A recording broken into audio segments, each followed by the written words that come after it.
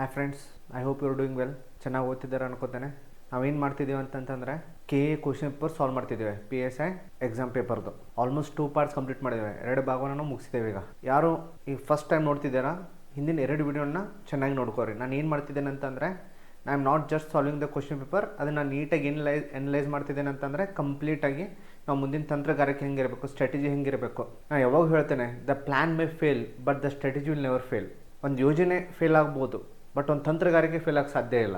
ಅದಕ್ಕೆ the strategy is very important. ನಾವೆಲ್ಲ ಏನು ಮಾಡೋಣ ಅಂತಂದ್ರೆ ಸ್ಟ್ರಾಟಜೈಸ್ ಮಾಡೋಣ. ತಂತ್ರಗಾರಿಕೆ ಮಾಡಿ ನಾವು ಏನು ಮಾಡ್ಬೇಕಂತಂದ್ರೆ ಪರೀಕ್ಷೆಗಳನ್ನು ಯಶಸ್ಸು ಆಗಬೇಕು ಅಥವಾ ಪರೀಕ್ಷೆಗಳಲ್ಲಿ ಯಶಸ್ವಿಗೊಳ್ಳಬೇಕು. That is very important. Okay, ಈಗ ನಾವು ಏನು ಮಾಡೋಣ ಅಂತಂತಂದರೆ will continue with the third part. 76ನೇ ಕ್ವಶನಿಂದ ನಾವು ಸ್ಟಾರ್ಟ್ ಮಾಡೋಣ. ಓಕೆ, 76ನೇ ಕ್ವಶನ್ ನೋಡಿದರೆ ಇಲ್ಲಿ ಏನಿದೆ ಅಂತಂತಂದರೆ ಹೊಂದಿಸಿ ಬರೆಯಿರಿ ಅಂತಿದೆ. ಸಿಸ್ಟಮ್ ತಂತ್ರಾಂಶ ಡೌನ್ಲೋಡ್ ಮಾಡಲು, ವೀಕ್ಷಿಸಲು, ಬದಲಾಯಿಸಲು ಮತ್ತು ಬದಲಾಯಿಸಿ ತಂತ್ರಾಂಶವನ್ನು ಹೆಚ್ಚಿಸಲು ಸಾಧ್ಯವಾಗುವ ತಂತ್ರಾಂಶ. ಪಬ್ಲಿಕ್ ಡೊಮೈನ್ ತಂತ್ರಾಂಶ ಒಂದು ಗಣಕಯಂತ್ರದ ಆಪರೇಷನ್ ಹಾಗೂ ಪ್ರೊಸೆಸಿಂಗ್ ಸಾಮರ್ಥ್ಯ ನೀಡುವ ತಂತ್ರಾಂಶ. ಅಪ್ಲಿಕೇಶನ್ ತಂತ್ರಾಂಶ ಶೇರ್ವೇರ್, ಫ್ರೀವೇರ್ ಅಂತ ಕೊಟ್ಟಿದ್ದಾರೆ ಎಕ್ಸಾಂಪಲ್. ಓಪನ್ ಸೋರ್ಸ್ ತಂತ್ರಗಾರಿಕೆ ಅಂತಂದರೆ ಬೇಸಿಕಲಿ ಇದೇನಂತಂದರೆ it is related to the computer. ಇಲ್ಲಿ ನೀವು ಸ್ವಲ್ಪ ಅಬ್ಸರ್ವ್ ಮಾಡ್ಬೋದು. ಅವ್ರು ಏನು ಕೇಳಿದಾರೆ ಅಂತಂತಂದರೆ ಮ್ಯಾಚ್ ದ ಫಾಲೋಯಿಂಗ್ ಅಂತ ಕೇಳಿದ್ದಾರೆ. ಇದು ಕನ್ಸರ್ ಏನಂತಂತಂದರೆ ಇದು ಸಿಸ್ಟಮ್ ತಂತ್ರಾಂಶ ಅಂತ ಕೇಳಿದ್ದಾರೆ. ಇದಕ್ಕೆ V call it as a system software ಅಂತ ಕರಿತೇವೆ ಇಂಗ್ಲೀಷ್ ಒಳಗಡೆ. ಇದಕ್ಕೇನು ಕರಿತೇವೆ ಅಂತಂದರೆ ಪಬ್ಲಿಕ್ ಡೊಮೇನ್ ಅಂತ ಕರಿತೇವೆ ಸಾಫ್ಟ್ವೇರ್. ನೆಕ್ಸ್ಟ್ ಅಪ್ಲಿಕೇಶನ್ ಸಾಫ್ಟ್ವೇರ್ ಇದೇನಿದೆಯಲ್ಲ, ಇದಕ್ಕೆ ನಾವು ಏನು ಕರಿತೇವೆ ಅಂತಂದರೆ ಅಪ್ಲಿಕೇಶನ್ ಸಾಫ್ಟ್ವೇರ್ ಅಂತ ಕರಿತೇವೆ. ಇದಕ್ಕೇನು ಕರಿತೇವೆ ಅಂತಂದರೆ ನೆಕ್ಸ್ಟ್ ಏನಿದೆಯಲ್ಲ, ಇದಕ್ಕೆ ನಾವು ಓಪನ್ ಸೋರ್ಸ್ ಸಾಫ್ಟ್ವೇರ್ ಅಂತ ಕರಿತೇವೆ. OSS ಓಪನ್ ಸೋರ್ಸ್ ಸಾಫ್ಟ್ವೇರ್ ಅವ್ರು ಕೊಟ್ಟು ಬಿಟ್ಟಿದ್ದಾರೆ ಇಲ್ಲಿ OSS ಅಂತ ಹೇಳಿ. ನೆನಪಿಡೋರಲ್ಲಿ ಸಿಸ್ಟಮ್ ಸಾಫ್ಟ್ವೇರ್ ಅಂತಂದರೆ ಫಾರ್ ಎಕ್ಸಾಂಪಲ್ ನೋಡ್ರಿ, ಇಲ್ಲಿ OS ಅಂತ ಕರಿತೇವೆ, ವಿಂಡೋಸ್ ಅಂತ ಕರಿತೇವೆ. ಇವೆಲ್ಲ ಏನಂತಂದರೆ ಸಿಸ್ಟಮ್ ಸಾಫ್ಟ್ವೇರಿಗೆ ಎಕ್ಸಾಂಪಲು. ವಿಂಡೋಸು, ಲೈನಕ್ಸ್ ಅಂತೇಳಿ ಬರುತ್ತೆ, ಲೈನಕ್ಸ್ ಅಂತೇಳಿ. ಇವೆಲ್ಲ ಏನಂತಂತಂದರೆ ಎಕ್ಸಾಂಪಲ್ಸ್. ನೆಕ್ಸ್ಟ್ ಎಕ್ಸಾಮ್ನಾಗ ಏನು ಕೇಳ್ಬೋದು ಅಂತಂದರೆ ಎಕ್ಸಾಂಪಲ್ಸ್ ಕೊಟ್ಟು ಕೇಳ್ಬೋದು. ಅದ್ರಗೋಸ್ಕರ ನೆನ್ಪಿಟ್ಕೊಂಬಿಡ್ರಿ. ಸಿಸ್ಟಮ್ ಸಾಫ್ಟ್ವೇರ್ ಅಂತಂದರೆ OS, ವಿಂಡೋಸ್, ಲೈನಕ್ಸ್ ಅಂದರೆ ಸಿಸ್ಟಮ್, ಕಂಪ್ಯೂಟರ್ ಸಿಸ್ಟಮ್ ಯಾವ ಸಾಫ್ಟ್ವೇರ್ನಾಗ ರನ್ ಆಗುತ್ತಲ್ಲ ಅದಕ್ಕೆ ನಾವು ಏನು ಕರಿತೀವಿ ಅಂತಂದರೆ we call it as a system software. ಯಾವುದೇ ಕಂಪ್ಯೂಟರ್ ಅಪ್ಲಿಕೇಶನ್ ಓಪನ್ ಮಾಡ್ಬೇಕಂತಂದರೆ ಅದು ಸಿಸ್ಟಮ್ ಆನ್ ಆಗಬೇಕಂತಂದ್ರೆ ಅದಕ್ಕೊಂದು ಬೇಸಿಕ್ ಸಾಫ್ಟ್ವೇರ್ ಅಂತ ಇರುತ್ತೆ. ಆ ಬೇಸಿಕ್ ಸಾಫ್ಟ್ವೇರ್ ನಾವು ನೋಡ್ತೀರಿ, ವಿಂಡೋಸ್ 10 ನೋಡ್ತೀರಿ, ವಿಂಡೋಸ್ 9 ನೋಡ್ತೀರಿ, ವಿಂಡೋಸ್ 11 ನೋಡ್ತೀರಿ. ಅದಕ್ಕೆ ನಾವು ಏನು ಕರಿತೀವಿ ಅಂತಂದರೆ we call it as a system software. The basic software which the entire system runs, ಅದಕ್ಕೆ ನಾವು ಏನು ಕರಿತೀವಿ ಅಂತಂದರೆ ಸಿಸ್ಟಮ್ ಸಾಫ್ಟ್ವೇರ್ ಅಂತ ಕರಿತೀವಿ, ಸಿಂಪಲ್ ಲ್ಯಾಂಗ್ವೇಜನ್ನು ಹೇಳಬೇಕಂದ್ರೆ. ಓಕೆ, ನೆಕ್ಸ್ಟ್ ಏನಂತಂತಂದರೆ ಪಬ್ಲಿಕ್ ಡೊಮೇನ್. ಪಬ್ಲಿಕ್ ಡೊಮೇನ್ ಅಂದ ತಕ್ಷಣ ನಿಮ್ಗೆ ಗೊತ್ತಿರಬೇಕು. ಆಲ್ಮೋಸ್ಟ್ ನಾವು ಏನಂತ ಕರಿತೇವೆ ಅಂತಂದರೆ, ಈಗ ನೀವು ನೋಡಿರಿ HTTP ಅಂತ ಕರಿತೇವೆ. ನೀವು ಏನಾದರೂ ವೆಬ್ ಸರ್ಚ್ ಮಾಡ್ಬೇಕಂತಂದರೆ HTTP ಅಂತಂತೇಳಿ ಯೂಸ್ ಮಾಡಿ ಸರ್ಚ್ ಮಾಡ್ತೇವೆ ನಾವು. HTTP ಅಂತ ಸರ್ಚ್ ಮಾಡ್ತೇವೆ. .com ಕೇಳಿರಬೇಕು, .com ಅಂತೇವೆ. SQL ಅಂತ ಕರಿತೇವೆ. ಇವೆಲ್ಲ ಏನಂತಂದರೆ ಪಬ್ಲಿಕ್ ಡೊಮೇನ್. ನೀವು ದ ಪಬ್ಲಿಕ್ ಡೊಮೇನ್ ಏನಂತಂತಂದರೆ ನಾವು ಏನು ಸರ್ಚ್ ಮಾಡ್ತೇವಲ್ಲ, ಕಾಮನ್ ಆಗಿ ಏನಾದರೂ ಸರ್ಚ್ ಮಾಡ್ತೇವಲ್ಲ, ಈ ಫಾರ್ ಎಕ್ಸಾಂಪಲ್ ಒಂದು ವೆಬ್ಸೈಟ್ ಸರ್ಚ್ ಮಾಡ್ಬೇಕಂತಂದರೆ ಈ KA.com ಅಂದರೆ ಪಬ್ಲಿಕ್ ಯೂಸ್ ಮಾಡುವಂಥ ಸಾಫ್ಟ್ವೇರ್ಗಳು ಏನಿರ್ತಾವಲ್ಲ ಅದಕ್ಕೆ ನಾವು ಏನು ಕರಿತೀವಿ ಅಂತಂದರೆ we call it as a public domain software. Okay, simple ಆಗಿ. ನೆಕ್ಸ್ಟ್ ಇಂಪಾರ್ಟೆಂಟ್ ಏನಂತಂದರೆ ಅಪ್ಲಿಕೇಶನ್ ಸಾಫ್ಟ್ವೇರ್. ನೀವೆಲ್ಲ ಅಪ್ಲಿಕೇಶನ್ಸನ್ನು ಡೌನ್ಲೋಡ್ ಮಾಡ್ತೀರಿ, ಕಂಪ್ಯೂಟರ್ನಾಗೆಲ್ಲ ಅಪ್ಲಿಕೇಶನ್ ಸಿಕ್ಕಾಪಟ್ಟಿ ಡೌನ್ಲೋಡ್ ಮಾಡ್ತೀರಿ ನೀವು. ಅದಕ್ಕೆ ಎಕ್ಸಾಂಪಲ್ ಏನು ಮಾಡ್ಬೋದು ಅಂತಂದರೆ ಫಾರ್ ಎಕ್ಸಾಂಪಲ್ ನೋಡಿರಿ, ಮೈಕ್ರೋಸಾಫ್ಟ್, ಗೂಗಲ್ ಯೂಸ್ ಮಾಡ್ತೀರಿ, ಮೈಕ್ರೋಸಾಫ್ಟ್ ಯೂಸ್ ಮಾಡ್ತೀರಿ. ಮತ್ತು ಇನ್ನೊಂದು ಏನು ಇಂಪಾರ್ಟೆಂಟ್ ಅಂದರೆ ಕ್ರೋಮ್ ಯೂಸ್ ಮಾಡ್ತೀರಿ. Chrome, zoom application, video call ಮಾಡಲಿಕ್ಕೆ ಝೂಮ್ ಅಪ್ಲಿಕೇಶನ್ ಯೂಸ್ ಮಾಡ್ತಾರೆ. ಅದೇನಂತಂದರೆ ಅಪ್ಲಿಕೇಶನ್, ನೀವು ಮೊಬೈಲ್ನಾಗ ಅಪ್ಲಿಕೇಶನ್ಸ್ ಹೆಂಗಿರ್ತಾವಲ್ಲ ಇಲ್ಲಿಯೂ ಆ ಥರ ಏನಿರುತ್ತೆ ಅಂತಂದರೆ ಅಪ್ಲಿಕೇಶನ್ ಸಾಫ್ಟ್ವೇರ್ಸ್ ಇರ್ತವೆ. ಇದು ಬೆಸ್ಟ್ ಎಕ್ಸಾಂಪಲ್. ನೆಕ್ಸ್ಟ್ ಇಂಪಾರ್ಟೆಂಟ್ ಅಂದರೆ ಓಪನ್ ಸೋರ್ಸ್.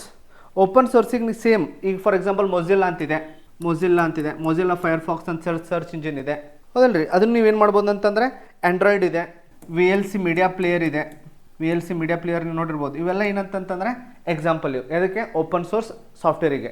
ನೆನಪಿಟ್ಕೊಂಡ್ಬಿಡ್ರಿ, ಒಂದು ಸಿಸ್ಟಮ್ ಸಾಫ್ಟ್ವೇರ್, ಇನ್ನೊಂದು ಪಬ್ಲಿಕ್ ಡೊಮೇನ್, ಇನ್ನೊಂದು ಅಪ್ಲಿಕೇಶನ್, ಇನ್ನೊಂದು OSS. ಈಗ ಇದಕ್ಕೆ ಆನ್ಸರ್ ಏನಂತಂದ್ರೆ A2 ಅಂತಂದರೆ ಸಿಸ್ಟಮ್ ತಂತ್ರಾಂಶ ಅಂದರೆ ಒಂದು ಗಣಕಯಂತ್ರದ ಆಪರೇಷನ್ ಹಾಗೂ ಪ್ರೊಸೆಸಿಂಗ್ ಸಾಮರ್ಥ್ಯವನ್ನು ಹಿಡಿತದಲ್ಲಿಡುವ ತಂತ್ರಾಂಶ. B3 ಅಂತ ಪಬ್ಲಿಕ್ ಡೊಮೇನ್ ಏನು ಕೊಟ್ಟಿದ್ದಾರೆ ಅಂತಂತಂದರೆ ಶೇರ್ವೇರ್, ಫ್ರೀವೇರ್ ಅಂತ ಕೊಟ್ಟಿದ್ದಾರೆ. ಡೈರೆಕ್ಟ್ ಎಕ್ಸಾಂಪಲ್ ಕೊಟ್ಟುಬಿಟ್ಟಿದ್ದಾರೆ ಅವರು. C4 ಅಪ್ಲಿಕೇಶನ್ ತಂತ್ರಜ್ಞಾನ ಅಂತಂತಂದರೆ ಒಂದು ನಿರ್ದಿಷ್ಟ ಸಮಸ್ಯೆಯನ್ನು ಬಗೆಹರಿಸಲು ಅಂತಂತಂದರೆ ಇದೇನು ಮಾಡುತ್ತೆ ಅಂತಂದರೆ ಪ್ರಾಬ್ಲಮನ್ನು ಸಾಲ್ವ್ ಮಾಡುತ್ತೆ. ಯಾವುದೇ ಪ್ರಾಬ್ಲಮ್ ಇತ್ತಂತಂದರೆ ಆ ಪ್ರಾಬ್ಲಮನ್ನು ಸಾಲ್ವ್ ಮಾಡುತ್ತೆ. ಅದಕ್ಕೆ ನಾವು ಏನು ಕರಿತೀವಿ ಅಂತಂದರೆ ಅದಕ್ಕೆ ಹೇಳ್ಬಿಟ್ರೆ ನೋಡಿ ಅಪ್ಲಿಕೇಶನ್ ತಂತ್ರಾಂಶ ಅಂತಂತೇಳಿ. ನೆಕ್ಸ್ಟ್ ಏನು ಉಳಿತಂದರೆ ಓಪನ್ ಸೋರ್ಸ್ ತಂತ್ರಾಂಶ ಏನಂದರೆ ಡೌನ್ಲೋಡ್ ಮಾಡಲು, ವೀಕ್ಷಿಸಲು, ಬದಲಾಯಿಸಲು ಮತ್ತು ಬದಲಾಯಿಸಿದ ತಂತ್ರಾಂಶನ ಹೆಚ್ಚಲು ಸಾಧ್ಯವಾಗುವ ತಂತ್ರಾಂಶ ಅಂತಂದರೆ ಇಲ್ಲಿ ಇಂಪಾರ್ಟೆಂಟ್ ನೀವು ನೋಡ್ಬೇಕಂತಂದರೆ ಇಲ್ಲಿ ಟೋಟಲ್ ನಾನು ಎಕ್ಸಾಂಪಲ್ಸ್ ಕೊಟ್ಟಿದ್ದೀನಿ. ನೆಕ್ಸ್ಟ್ ಎಕ್ಸಾಮ್ನಾಗ ಏನು ಮಾಡ್ಬೋದು ಅಂತಂದರೆ ಡೆಫಿನೇಷನ್ಸ್ ಬಿಟ್ಟು ಏನು ಕೇಳ್ಬೋದು ಅಂದರೆ ಎಕ್ಸಾಂಪಲ್ ಕೇಳ್ಬೋದು. ಒಂದು ಕಡೆ ಸಾಫ್ಟ್ವೇರ್ ಕೇಳ್ಬೋದು, ಇನ್ನೊಂದು ಕಡೆ ಏನು ಕೇಳ್ಬೋದು ಅಂತಂದರೆ ಎಕ್ಸಾಂಪಲ್ ಕೇಳ್ಬೋದು. ಅದಕ್ಕೋಸ್ಕರ ನಾನು ಏನು ಮಾಡಿದ್ದೇನೆ ಅಂತಂದರೆ ಐ ಗಿವನ್ ಎ ಎಕ್ಸಾಂಪಲ್. ಇನ್ನೊಂದು ಸ್ವಲ್ಪ ನೀವು ಬೇಕಂದರೆ ಸಪ್ರೇಟಾಗಿ ನೋಟ್ಸ್ ಮಾಡ್ಕೋಬೋದು. ಯಾರು ಕಂಪ್ಯೂಟರ್ ಗ್ರೂಪ್ ಸಿ ಎಕ್ಸಾಮ್ ಏನು ಪ್ರಿಪೇರ್ ಆಗ್ತಿರ್ತಿರಲ್ಲ ಅದ್ರ 35 ಮಾರ್ಕ್ಸ್ ಕಂಪ್ಯೂಟರ್ ಇದೆ. ಅದಕ್ಕೋಸ್ಕರ ನೀವು ಕಂಪ್ಯೂಟರ್ ಓದಿದರೆ ನಿಮ್ಗೆ ಇದು ನಾಲೆಜ್ ಬರ್ತಿರುತ್ತೆ. ಓಕೆ, ಅಲ್ಲಿ ಕಂಟಿನ್ಯೂ. ನೆಕ್ಸ್ಟ್ ನೋಡಿರಿ 77th ಇಲ್ಲಿ ನೋಡಿರಿ, ಭಾರತದ ಗೌರವಾನ್ವಿತ ರಾಷ್ಟ್ರಪತಿಗಳಾದ ಶ್ರೀಮತಿ ದ್ರೌಪದಿ ಮುರ್ಮುರವರು ರಾಷ್ಟ್ರಪತಿ ಭವನದ 2 ಸಭಾಂಗಣಗಳಿಗೆ ಮರುನಾಮಕರಣ ಮಾಡಿದರು. ಸರಿಯಾಗಿ ಹೊಂದಾಣಿಕೆಯಾದ ಜೋಡಿಗಳನ್ನು ಗುರುತಿಸಿ ಅಂತ ಕೇಳಿದ್ದಾರೆ. Very important question. ಇಲ್ಲಿ ನೋಡ್ರಿ ಎ ಮತ್ತು ಬಿ, ಇದರ ಆನ್ಸರ್ ಏನಂತಂದರೆ ಎ ಮತ್ತು ಬಿ. ದರ್ಬಾರ್ ಹಾಲನ್ನು ಏನು ಮಾಡಿದ್ರು ಅಂತಂದ್ರೆ ಗಣತಂತ್ರ ಮಂಟಪ ಅಂತ ಮಾಡಿದ್ರು. ರಿಪಬ್ಲಿಕ್, ಗಣತಂತ್ರ ಅಂತಂದ್ರೆ ಏನು ನಿಮ್ಗೆ ಗೊತ್ತಿರಬೇಕು, it is a republic. Ashoka ಮಂಟಪ ಅಂತೇಳಿ ಅಶೋಕ ಹಾಲನ್ನು ಏನು ಮಾಡಿದ್ರು ಅಂತಂದರೆ ಅಶೋಕ ಮಂಟಪ ಅಂತೇಳಿ ಮಾಡಿದರು. ಇಲ್ಲಿ ಇಂಪಾರ್ಟೆಂಟ್ ನಾವೇನು ನೆನಪಿಟ್ಕೋಬೇಕಂತಂದರೆ ಪ್ರೆಸಿಡೆಂಟ್ಸ್ ಪವರ್ ಇದೇನೋ, ಯಾವ ಆರ್ಟಿಕಲ್ನಿಂದ ಹಿಂಗೆ ಬದಲಾವಣೆ ಮಾಡ್ಬೋದು ಅದನ್ನು ಅರ್ಥ ಮಾಡ್ಕೋಬೇಕು. ಅಂದ್ರೆ ಅಥವಾ ಯೋಚನೆ ಮಾಡಬೇಕು. ಆ್ಯಕ್ಚುಲಿ ಮುಘಲ್ ಗಾರ್ಡನನ್ನು ಅಬ್ದುಲ್ ಕಲಾಂ ಬಂದು ಏನು ಮಾಡಿದ್ರು ಅಂತಂದರೆ ಬರೀ ಪ್ರೆಸಿಡೆಂಟಿಗೆ ಅಷ್ಟೇ ಎಂಜಾಯ್ ಮಾಡೋಕೆ ಆಗಬಾರ್ದು, ಸಾಮಾನ್ಯ ಜನರನ್ನ ಎಂಜಾಯ್ ಮಾಡ್ಬೋದು ಅಂತ ಏನು ಮಾಡಿದ್ರು ಅಂತಂದರೆ ಆ ಮುಘಲ್ ಗಾರ್ಡನನ್ನು ಓಪನ್ ಮಾಡಿದ್ರು ಸಾಮಾನ್ಯ ಜನರಿಗೆ. ಆ ಮುಘಲ್ ಗಾರ್ಡನನ್ನು ಆಮೇಲೆ ಏನು ಮಾಡಿದ್ರು ಅಂತಂದ್ರೆ ರಿನೇಮ್ ಮಾಡಿದ್ರು. ಏನು ರಿನೇಮ್ ಮಾಡಿದ್ರು ಅಂತಂದರೆ ಇದು ನಿಮ್ಗೆ ನೆನಪಿರಬೇಕು, ಅಮೃತ್ ಉದಯನ್ ಅಂತ ಕರೀತಾರೆ ಅಥವಾ ಅಮೃತ್ ಉದಯನ್ ಅಂತ ಕರೀತಾರೆ. ಇಲ್ಲೇ ಇದು ಮೊದಲೇ ಚೇಂಜ್ ಮಾಡಿದ್ದು ಮುಘಲ್ ಗಾರ್ಡನ್. ಈಗೇನು ಚೇಂಜ್ ಮಾಡಿದ್ದಾರೆ ಅಂತಂದರೆ ದರ್ಬಾರ್ ಹಾಲ್ ಮತ್ತು ಅಶೋಕ್ ಹಾಲ್ ಚೇಂಜ್ ಮಾಡಿದ್ದಾರೆ. ಇಲ್ಲಿ ಇಂಪಾರ್ಟೆಂಟ್ ಥಿಂಗ್ ಏನಂತಂದರೆ ಪ್ರೆಸಿಡೆಂಟಿಗೆ ಏನಿರುತ್ತೆ ಅಂದರೆ ನಿಮ್ಗೆ ಗೊತ್ತಿರಬೇಕು. ಒಂದು ಆರ್ಟಿಕಲ್ನ ಯಾವಾಗ ಹೇಳ್ತಿದ್ದೆ ನಿಮಗೆ ಓವರಾಲ್ ನಾವು ಅನಲೈಸ್ ಮಾಡ್ಬೇಕಂತೇಳಿ. ಆರ್ಟಿಕಲ್ 53 ಯಾವ ಆರ್ಟಿಕಲ್ ಮುಖಾಂತರ ಇದನ್ನು ಬದಲಾವಣೆ ಮಾಡಿರ್ಬೋದು ಅಂತಂದರೆ ಆರ್ಟಿಕಲ್ 53 ಅಂತ. ಆರ್ಟಿಕಲ್ 53 ಏನು ಹೇಳುತ್ತೆ ಅಂತಂದರೆ it is an executive power of president. ನೆನ್ಪಿಟ್ಕೋರಿ, ಆರ್ಟಿಕಲ್ 53 ಏನಂತಂದರೆ ಎಕ್ಸಿಕ್ಯೂಟಿವ್ ಪವರ್ ಆಫ್ ಪ್ರೆಸಿಡೆಂಟ್. ಈ ದ್ರೌಪದಿ ಮುರ್ಮು ನೆನಪಿಟ್ಕೊಂಡ್ರೆ ದ್ರೌಪದಿ ಮುರ್ಮು ಏನಿದಾರಲ್ಲ, she is the 15th president. 2022 ಒಳಗಡೆ she was a BJP candidate, first person from the tribal community, ಬುಡಕಟ್ಟು ಜನಾಂಗದ ಮೊದಲ ಮಹಿಳಾ ರಾಷ್ಟ್ರಪತಿ. ನೆಕ್ಸ್ಟ್ ಇಂಪಾರ್ಟೆಂಟ್ ಏನಂತಂದರೆ ಯಂಗೆಸ್ಟ್ ಪ್ರೆಸಿಡೆಂಟ್ ಜಸ್ಟ್ 64 ಏಜ್ ಆಗಿತ್ತು ಅವ್ರು ಪ್ರೆಸಿಡೆಂಟ್ ಆದಾಗ. Youngest president. Second woman Pratibha Patil ಆದಮೇಲೆ ಇವ್ರು ಏನಂತಂತಂದರೆ ಸೆಕೆಂಡ್ ವುಮನ್ ಪ್ರೆಸಿಡೆಂಟ್. ಇಷ್ಟು ನಿಮ್ಗೆ ಗೊತ್ತಿರಬೇಕು. ಯಾರ ಬಗ್ಗೆ ಗೊತ್ತಿರಬೇಕು? ಪ್ರೆಸಿಡೆಂಟ್ ಮುರ್ಮು ಬಗ್ಗೆ. ಮತ್ತು ಇನ್ನೊಂದೇನು ನೆನ್ಪಿಟ್ಕೋಬೇಕಂದ್ರೆ she is a first born president in independent India. ಸ್ವತಂತ್ರ ಸಿಕ್ಕ ಮೇಲೆ ಜನಿಸಿದ ಏಕೈಕ ರಾಷ್ಟ್ರಪತಿಯವರು. ನೆನಪಿಟ್ಟುಕೋರಿ, ಭಾರತದ ಸ್ವತಂತ್ರ ಸಿಕ್ಕ ನಂತರ ಜನಿಸಿದ ಏಕೈಕ ರಾಷ್ಟ್ರಪತಿಯವರು. ಅದಕ್ಕೆ ನಾವು ಏನು ಕೇಳಿದೆ ಫಸ್ಟ್. ಇನ್ನೊಂದು ಸ್ವಲ್ಪ ನೆನಪಿಟ್ಟುಕೋರಿ, ಅದಕ್ಕೆ ಮುಂದೆ ಬರುವಂಥ ಎಕ್ಸಾಮಿಗೆ ಈ ರೀತಿಯೂ ಪ್ರಶ್ನೆ ಬರ್ಬೋದು. ಓಕೆ, ಇದಕ್ಕೆ ನಾವು ಏನು ಕೇಳೋದು ಅಂತಂದರೆ ಅನಲೈಸ್ ಅಂತ ಕೇಳೋದು. ಅಂತಂದರೆ ನೀವು ಪ್ರೆಸಿಡೆಂಟ್ ಬಗ್ಗೆ ನಿಮ್ಗೆ ಗೊತ್ತಿರಲೇಬೇಕು, ಆರ್ಟಿಕಲ್ 53 ಬಗ್ಗೆ ಗೊತ್ತಿರಲೇಬೇಕು. ನೆಕ್ಸ್ಟ್ ಟೈಮ್ ಏನು ಕೇಳ್ಬೋದು ಅಂತಂದರೆ ಅಂಡರ್ ವಿಚ್ ಫಾಲೋಯಿಂಗ್ ಆರ್ಟಿಕಲ್, ಕೆಳಗಿನ ಯಾವ ಆರ್ಟಿಕಲ್ ಮುಖಾಂತರ ಈ ಥರ ಹೆಸರುಗಳನ್ನು ಬದಲಾವಣೆ ಮಾಡಬಹುದು ಅಥವಾ ಮಾಡುವ ಅಧಿಕಾರ ಹೊಂದಿದ್ದಾರೆ ಅಂತ ಆ ರೀತಿ ಪ್ರಶ್ನೆ ಬರ್ಬೋದು. ಅದಕ್ಕೋಸ್ಕರ ನಾವು ಏನು ಮಾಡೋಣ ಅಂತಂತಂದರೆ we will analyse. Okay, next 78ನೇ ಕ್ವಶನಿಗೆ ಬಂದರೆ ನಾಗರಿಕ ಸೇವಕನಿಗೆ ನಿಷ್ಪಕ್ಷಪಾತತೆ ಏಕೆ ಅವಶ್ಯಕತೆ ಅಂತಂದರೆ ಇದು ನೋಡ್ರಿ, it is a general question. ಏನು ಕೇಳಿದರೆ ಎಲ್ಲರ ಹಿತಾಸಕ್ತಿಗಳನ್ನು ನ್ಯಾಯಸಮ್ಮತವಾಗಿ ಈಡೇರಿಸುವುದು, ವೃತ್ತಿಪರ ನೈತಿಕತೆಯನ್ನು ಎತ್ತಿ ಹಿಡಿಯುವುದು, ಬಹುಮತ ಪರವಾಗಿ ಕಾರ್ಯನಿರ್ವಹಿಸುವುದು, ದುರ್ಬಲ ವರ್ಗರ ಹಿತಾಸಕ್ತಿಗಳನ್ನು ಬಲಪಡಿಸುವುದು, ಸಂವಿಧಾನದ ಆಶಯದಂತೆ ನಡೆದುಕೊಳ್ಳುವುದು, ಈ ಮೇಲಿನವುಗಳಲ್ಲಿ ತಪ್ಪಾಗಿರುವುದನ್ನು ಅಥವಾ ತಪ್ಪಾಗಿರುವವನ್ನು ಗುರುತಿಸಿ ಅಂತ ಕ್ವಶನ್ ಕೇಳಿದೆ. ನೋಡ್ರಿ, ನಾನು ಯಾವಾಗ ಹೇಳಿದೆ ನಿಮಗೆ ಈ ಥರ ಇದ್ದಾಗ ಏನು ಮಾಡ್ಬೇಕಂತಂದರೆ ರಿವರ್ಸ್ ಹೋಗ್ಬೇಕಂತ ಹೇಳಿದೆ ನಾನು. ಈ ಥರ ಇದ್ದಾಗ ಯಾವಾಗ ರಿವರ್ಸ್ ಹೋಗ್ಬೇಕಂತ ಹೇಳಿದೆ ನಾನು. ಯಾವುದು ತಪ್ಪಿದೆ ಅಂತ ಕೇಳ್ತಾರೆ. ಇಲ್ಲಿ ನೋಡ್ರಿ, ಒಂದೇದು ಸಂವಿಧಾನದ ಆಶಯದಂತೆ ನಡೆದುಕೊಳ್ಳೋದು 100%. ಒಬ್ಬ ಸಿವಿಲ್ ಸರ್ವೆಂಟ್ ಇದಾನಂತಂತಂದರೆ ನೀವೇ ಮುಂದೆ ಇದನ್ನೇ ಆಗ್ತೀರಿ. ನೀವು ಸಿವಿಲ್ ಸರ್ವೆಂಟ್ ಇದಾನಂತಂತಂದರೆ ಆ ಸಿವಿಲ್ ಸರ್ವೆಂಟ್ ಕರ್ತವ್ಯ ಹೇಗಿರಬೇಕಂತ ಹೇಳಿ ಕೇಳಿದ್ದಾರೆ. ಒಂದು ಸಂವಿಧಾನದ ಆಶಯದಂತೆ ನಡಿಬೇಕು. ಹೌದು, ಕಂಪಲ್ಸರಿ ಈ ಶುಡ್ ಫಾಲೋ ದ ಕಾನ್ಸ್ಟಿಟ್ಯೂಷನ್. ಸಂವಿಧಾನವನ್ನು ಫಾಲೋ ಮಾಡಲೇಬೇಕು ಒಂದು. ಸೆಕೆಂಡ್, ದುರ್ಬಲ ವರ್ಗದ ಹಿತಾಸಕ್ತಿಗಳನ್ನು ಬಲಪಡಿಸೋದು ವೆರಿ ಇಂಪಾರ್ಟೆಂಟ್. 100%. ಯಾರು ಅಸಹಾಯಕರಿದ್ದಾರೋ, ನಿರ್ಗತಿಕರಿದ್ದಾರೋ ಅವ್ರಿಗೋಸ್ಕರ ನಾವು ಏನು ಮಾಡ್ಬೇಕಂತಂದ್ರೆ ಸಿವಿಲ್ ಸರ್ವೆಂಟ್ಸ್ ಏನು ಮಾಡ್ಬೇಕಂತಂದ್ರೆ ಕೆಲಸ ಮಾಡಲೇಬೇಕು. Okay, it's correct. ನೆಕ್ಸ್ಟ್, ಬಹುಮತದ ಪರವಾಗಿ ಕಾರ್ಯನಿರ್ವಹಿಸಬೇಕು. ಇದು ರಾಂಗ್. ಬಹುಮತ ಅಂತಂದ್ರೆ ಏನು?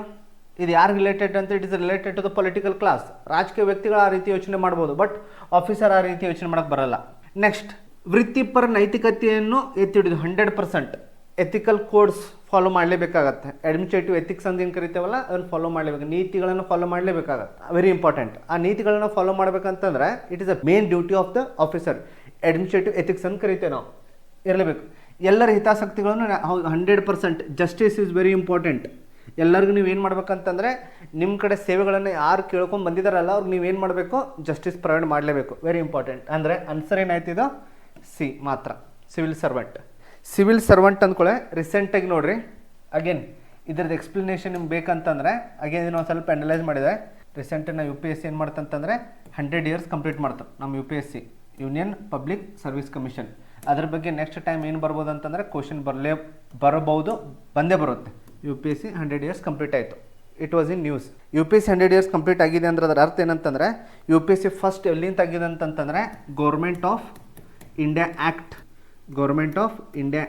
1919 ಇಲ್ಲೊಂದು ಕಮಿಷನ್ ಬರುತ್ತೆ.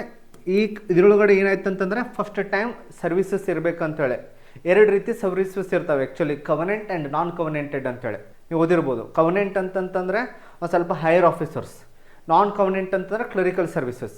ಮುಂದೆ ಅದನ್ನ ಏನು ಮಾಡ್ಬೇಕಂತಂದ್ರೆ ಸರ್ವಿಸ್ ಕಮಿಷನ್ ಥರ ಮಾಡ್ಬೇಕಂತಂದ್ರೆ ಯೋಚನೆ ಬಂತು. ಅದು ಫಸ್ಟ್ ಅಲ್ಲಿ ಉಲ್ಲೇಖ ಎಲ್ಲಾಗಿದ್ದ ಅಂತಂತಂದ್ರೆ ಗೌರ್ಮೆಂಟ್ ಆಫ್ ಇಂಡಿಯಾ ಆ್ಯಕ್ಟ್ 1919 ಅಂತ ಅದಕ್ಕೊಂದು ಕಮಿಟಿ ಮಾಡ್ತಾರೆ. ಆ ಕಮಿಟಿ ಹೆಸರು ಏನಂತಂದ್ರೆ ನಾನು ಯಾವಾಗ ಹೇಳ್ತೇನೆ, commission and committee very important ಹೇಳಿ ಹೇಳಿ ಅದಕ್ಕೆ ನಾವು ಏನು ಕರಿತೀವಿ ಅಂದರೆ we call it as a Lee commission. ನೆನ್ಪಿಟ್ಟುಕೋರಿ, ಅದಕ್ಕೆ ಏನಂತ ಕರೀತಾರೆ ಅಂತಂದರೆ ಲೀ ಕಮಿಷನ್ ಅಂತ ಕರೀತಾರೆ. ಇದು ಯಾವಾಗಾಯಿತು 1924 ಆಯಿತು. ಇದರ ರೆಕಮೆಂಡೇಷನಿಗೆ 1926 ಏನಾಯ್ತಂತಂದರೆ ಪಬ್ಲಿಕ್ ಸರ್ವಿಸ್ ಕಮಿಷನ್ ಆಯಿತು. 1926 ಪಬ್ಲಿಕ್ ಸರ್ವಿಸ್ ಕಮಿಷನ್ ಆಯಿತು. ಅದಕ್ಕೆ ನೋಡ್ರಿ 1926 2026 ಆಲ್ಮೋಸ್ಟ್ ಏನಂತಂದರೆ UPSC 100 years ಆಯಿತು. ಒಂದು ಸ್ವಲ್ಪ ನಿಮ್ಗೆ ಗೊತ್ತಿರಬೇಕು, ಕೇಳ್ತಾನೆ ಅವನು. ಇದ್ರದ್ದು ಫಸ್ಟ್ ಚೇರ್ಮನ್ ಯಾರಿದ್ರು ಅಂತಂದರೆ ಸರ್ ರಾಸ್ ಬಾರ್ಕರ್. ನಿಮ್ಗೆ ನೆನಪಿರಬೇಕು, ಕೇಳ್ತಾನೆ ಎಕ್ಸಾಮ್ ಒಳಗಡೆ. ಫಸ್ಟ್ ಚೇರ್ಮನ್ ಯಾರಿರ್ತಾರೆ ಅಂತಂದರೆ sir Ross Barker, first chairman of public service ಕಮಿಷನದ್ದು. ಆಮೇಲೆ ಏನಾಗುತ್ತಂತಂದರೆ ಗೌರ್ಮೆಂಟ್ ಆಫ್ ಇಂಡಿಯಾ ಆ್ಯಕ್ಟ್ 1935. ಈ ಗೌರ್ಮೆಂಟ್ ಆಫ್ ಇಂಡಿಯಾ ಆ್ಯಕ್ಟ್ 1935 ಒಳಗಡೆ ಏನಾಗುತ್ತಂತಂದರೆ ಇಲ್ಲೇ ಪ್ರೊವಿನ್ಷಿಯಲ್ ಫೆಡರೇಷನ್ ಅಂತ ಬರುತ್ತೆ. ಅಂತಂದರೆ ನಾವೇನು KPSC ಅಂತ ಕರಿತೀವಲ್ಲ ಸ್ಟೇಟ್, ಅದು ಇಲ್ಲೇ ಬರುತ್ತೆ. ಅದಕ್ಕೆ ನಾವೇನು ಕರಿತೀವಿ ಅಂದರೆ ಪ್ರೊವಿನ್ಷಿಯಲ್ ಸರ್ವಿಸಸ್ ಅಂತ ಕರಿತೀವಿ. ಈಗ ನಾವೇನು ಸ್ಟೇಟ್ ಪಬ್ಲಿಕ್ ಸರ್ವಿಸ್ ಕಮಿಷನ್ ಕರಿತೀವಲ್ಲ, ಸ್ಟೇಟ್ ಪಬ್ಲಿಕ್ ಸರ್ವಿಸ್ ಕಮಿಷನ್. ಈಗ ನಮ್ಮಲ್ಲಿ KPSC ಇದೆ, ಬಿಹಾರದ್ದು BPS ಇದೆ, ಉತ್ತರ ಪ್ರದೇಶದ್ದು UPPCS ಇದೆ. ಅವು ಹಂಗೆ ಸೇಮ್ ಇಲ್ಲಿ ಏನಾಯ್ತಂತಂದ್ರೆ ಗೌರ್ಮೆಂಟ್ ಆಫ್ ಇಂಡಿಯಾ ಆ್ಯಕ್ಟ್ 1935 ಒಳಗಡೆ ಪ್ರೊವಿನ್ಷಿಯಲ್ ಸರ್ವಿಸಸ್ ಬಂದು ವೆರಿ ಇಂಪಾರ್ಟೆಂಟ್. ನಮ್ಮಲ್ಲಿ KPSC ಇದೆ, ಹೌದಿಲ್ಲ ರೀ? ನಾ ಇದಕ್ಕೆ ಇದನ್ನು ಹೇಳ್ತಿದ್ದೀನಿ ಅಂತಂದರೆ ನಿಮಗೆಲ್ಲ ಗೊತ್ತಿರಬೇಕು. 26 ಜನವರಿ 1950 ನಾವು ಏನು ಮಾಡಿದ್ವಿ ಅಂತಂತಂದರೆ UPSC union public service commission ಅಂತ ಹೇಳಿ ಮಾಡಿದ್ವಿ 26 ಜನವರಿ 1950. ಆಮೇಲೆ ಏನಾಯ್ತು ಅಂತಂದರೆ ನಿಮ್ಗೆ ಗೊತ್ತಿರಬೇಕು, ಚೇರ್ಮನ್ ಮತ್ತು ಮೆಂಬರ್ಸ್ ಇರ್ತಾರೆ. ಇದಕ್ಕೆ ಯಾರು ಇರ್ತಾರೆ? ಚೇರ್ಮನ್ ಮತ್ತು ಮೆಂಬರ್ಸ್. UPSC ಚೇರ್ಮನ್ ಇರ್ತಾರೆ, ಆಮೇಲೆ ಅದಕ್ಕೆ ಮೆಂಬರ್ಸ್ ಇರ್ತಾರೆ. ಆಲ್ಮೋಸ್ಟ್ ಎಲ್ಲರೂ IAS ಕೆಡರಿಂದ ಬಂದಿರ್ತಾರೆ, ಆಲ್ಮೋಸ್ಟ್ UPSC ಕೆಡರಿಂದ ಬಂದಿರ್ತಾರೆ. ಅದರ ಆರ್ಟಿಕಲ್ ಸಂಬಂಧಪಟ್ಟಿದ್ದೇನಂತಂದರೆ ಆರ್ಟಿಕಲ್ 378(1) ಅಂದರೆ ಚೇರ್ಮನ್ ಮತ್ತು ಮೆಂಬರ್ಸನ್ನು ಇದನ್ನು ಮಾಡೋದು. ನೆಕ್ಸ್ಟ್ ಆರ್ಟಿಕಲ್ 312 ಇದ್ರ ಬಗ್ಗೆ ಅಂತಂದರೆ ಆಲ್ ಇಂಡಿಯಾ ಸರ್ವಿಸಸ್. ನೆನ್ಪಿಟ್ಟುಕೋರಿ, ನೀವೇನು IAS IPS ಅಂತೆಲ್ಲ ಇದು ಆ್ಯಡ್ ಮಾಡ್ತಾರಲ್ಲ, ಅದಕ್ಕೆ ನಾವು ಆರ್ಟಿಕಲ್ 312ದಿಂದ ಏನಾಗುತ್ತೆ ಅಂತಂದರೆ ಅದ್ರದ್ದೊಂದು ಪ್ರೊವಿಷನ್ ಇದೆ. ಆರ್ಟಿಕಲ್ 312 ಅಂದರೆ ಆಲ್ಮೋಸ್ಟ್ ನೀವು ಏನು ನೆನ್ಪಿಟ್ಕೋಬೇಕಂತಂದರೆ ಆರ್ಟಿಕಲ್ 315 323 ಒಳಗೂ, ಆರ್ಟಿಕಲ್ 315 323ವರೆಗೂ ಏನಿದಾವೆ ಅಂತಂದರೆ it is related to the all India services. ಯಾವ ಪಾರ್ಟ್ ಒಳಗೆ ಬರುತ್ತೆ ಅಂದರೆ ಪಾರ್ಟ್ 14ನೇ ಪಾರ್ಟ್. ಅಂದರೆ ನೋಡಿರಿ, ಜಸ್ಟ್ ನಾವು ಇದ್ರ ಬಗ್ಗೆ ಓದಿದ್ವಿ, ಸಿವಿಲ್ ಸರ್ವೆಂಟ್ ಬಗ್ಗೆ ಓದಿದ್ವಿ. ಸಿವಿಲ್ ಸರ್ವೆಂಟ್ ಬಗ್ಗೆ ಇಷ್ಟೆಲ್ಲ ಡೀಟೇಲ್ಸ್ ನಿಮ್ಗೆ ಗೊತ್ತಿರಬೇಕು. ಲೀಗ್ ಕಮಿಷನ್ ಯಾವಾಗಾಯಿತು, ಪಬ್ಲಿಕ್ ಸರ್ವಿಸ್ ಕಮಿಷನ್ ಯಾವಾಗ ಬಂತು, ಅದ್ರ ಫಸ್ಟ್ ಚೇರ್ಮನ್ ಯಾರಿದ್ರು, ಯೂನಿಯನ್ ಪಬ್ಲಿಕ್ ಸರ್ವಿಸ್ ಕಮಿಷನ್ ಯಾವಾಗ ಬಂತು, ಸ್ಟೇಟ್ ಸರ್ವಿಸಸ್ ಯಾವಾಗ ಬಂತು, government of India act 1935. It is called as analysis. ಅಂದರೆ ಮುಂಬರೋ ಪರೀಕ್ಷೆಗೆ ಏನು ಮಾಡ್ಬೋದು ಅಂತಂದರೆ ಈ ರೀತಿ ಯಾವುದಾದ್ರೂ ಒಂದು ಕೇಳ್ಬೋದು ಇದ್ರೊಳಗಡೆ. ಅದಕ್ಕೆ ನಾನು ಯಾವಾಗ ಹೇಳಿದ್ದೇನೆ, ಅನಲೈಸಿಸ್ ಈಸ್ ವೆರಿ ಇಂಪಾರ್ಟೆಂಟ್. ನಾನು ಇಲ್ಲಿ ಕೀ ಆನ್ಸರ್ ಸಾಲ್ವ್ ಮಾಡ್ತಿಲ್ಲ, ನಾನು ಜಸ್ಟ್ ಅನಲೈಸ್ ಮಾಡಿ ಮುಂದೆ ಹೆಂಗೆ ನಮ್ಮ ರಣನೀತಿ ಇರಬೇಕಂತ ನಾವು ಡಿಸೈಡ್ ಮಾಡ್ತಿದ್ದೇವೆ. ಓಕೆ, ನಾವು I will continue. Next question ಹೋಗೋಣ. ಸೌಮಿತ್ರ ಕುಮಾರ್ ಹಲ್ದಾರ್ ಅವರು CWMA ಅಧ್ಯಕ್ಷರಾಗಿದ್ದಾರೆ. CWMAಯನ್ನು ವಿಸ್ತರಿಸಿ ಅಂತ ಕ್ವಶನ್ ಕರೆದಿದ್ದಾರೆ. CWMA ವಿಸ್ತರಿಸಿ ಅಂತೇಳಿ ಈ ರೀತಿ ಕ್ವಶನ್ನು ಲಾಸ್ಟ್ ನಾವು ಸಾಲ್ವ್ ಮಾಡಿದ್ವಿ. ಇದರ ಆನ್ಸರ್ CWMAದ ಆನ್ಸರ್ ವೆರಿ ಇಂಪಾರ್ಟೆಂಟ್. ಅಂದರೆ ಕಾವೇರಿ ವಾಟರ್ ಮ್ಯಾನೇಜ್ಮೆಂಟ್ ಅಥಾರಿಟಿ. ನಾನು ಲಾಸ್ಟ್ ಟೈಮ್ನೇ ಡಿಸ್ಕಸ್ ಮಾಡಿದೆ. ನಮ್ಮಲ್ಲೇ ಯಾವಾಗೂ ನದಿಗಳ ವಿವಾದಗಳು ಇರ್ತವೆ, ರಿವರ್ ಡಿಸ್ಪ್ಯೂಟ್ಸ್, ನದಿ ವಿವಾದಗಳು ಯಾವಾಗೂ ನಮ್ಮಲ್ಲಿ ಇರುವೆ. ಇದನ್ನು ನಾನು ಡಿಸ್ಕಸ್ ಮಾಡಿದ್ದೇನೆ ಲಾಸ್ಟ್ ಕ್ಲಾಸ್. ಇಲ್ಲಿ ಅದರ ಸಂಬಂಧ ಏನು ಮಾಡಿದ್ದಾರೆ ಅಂತಂದರೆ ಕಾವೇರಿ ನದಿ ವಿವಾದ ಸಂಬಂಧಪಟ್ಟಿದ್ದು. It is related to the Kaveri, river. Okay, ಅದೊಂದು ಕಮಿಟಿ ಮಾಡ್ತಾರೆ. ಆ ಕಮಿಟಿ ಯಾರಂತ, ಕಮಿಟಿ ಹೆಡ್ ಯಾರು ಅಂತಂದರೆ ಸೌಮಿತ್ರ ಕುಮಾರ್. ಅದಕ್ಕೆ ನಿಮ್ಗೆ ಲಾಸ್ಟ್ ಕ್ಲಾಸ್ನೇ ಹೇಳಿದೆ, ಕಮಿಟಿ ಮತ್ತು ಕಮಿಷನ್ಸ್ ನೀವೇನು ಮಾಡ್ಕೋಬೇಕಂತಂದರೆ ನೆನಪಿಟ್ಕೋಬೇಕಂತೇಳಿ.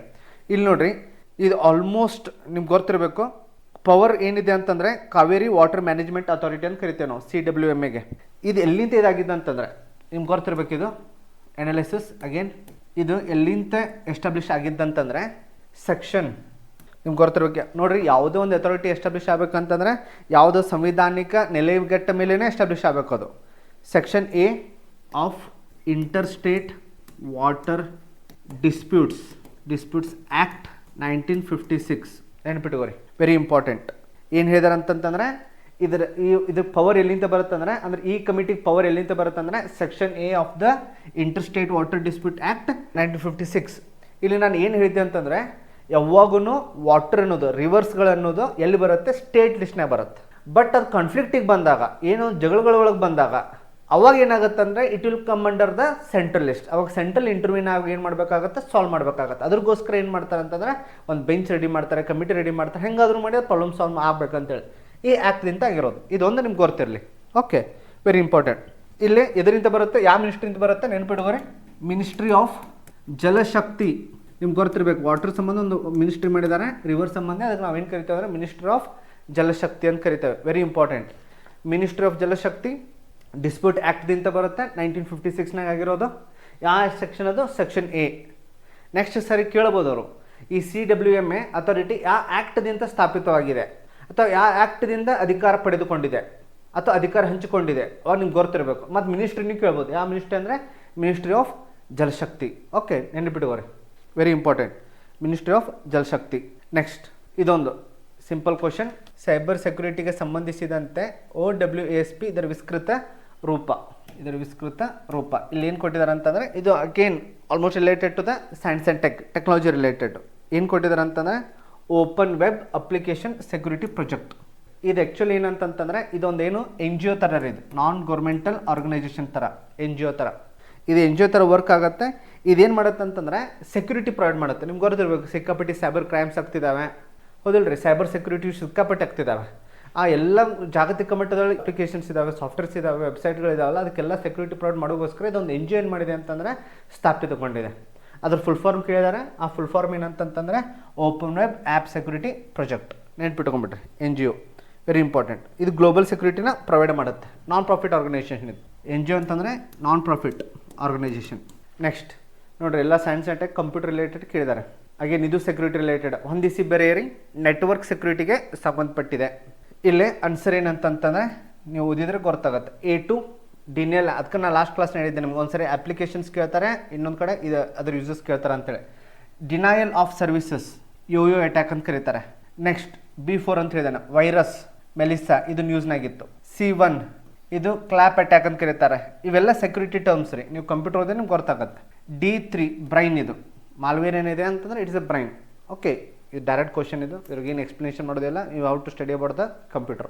ನೆಕ್ಸ್ಟ್ 88ನೇದು ನೋಡಿರಿ, ಈ 88ನೇ ಹೋಗಿನ ನಿಮ್ಗೆ ಏನು ಗೊತ್ತಿರ್ಬೇಕಂತಂತಂದರೆ ಕೆಲವೊಂದು ಇಶ್ಯೂಸ್ ನಿಮ್ಗೆ ಗೊತ್ತಿರಬೇಕು. ನಮ್ಮಲ್ಲೇ ಕೆಲವೊಂದು ಪ್ರಾಜೆಕ್ಟ್ಗಳಿದ್ದಾವೆ.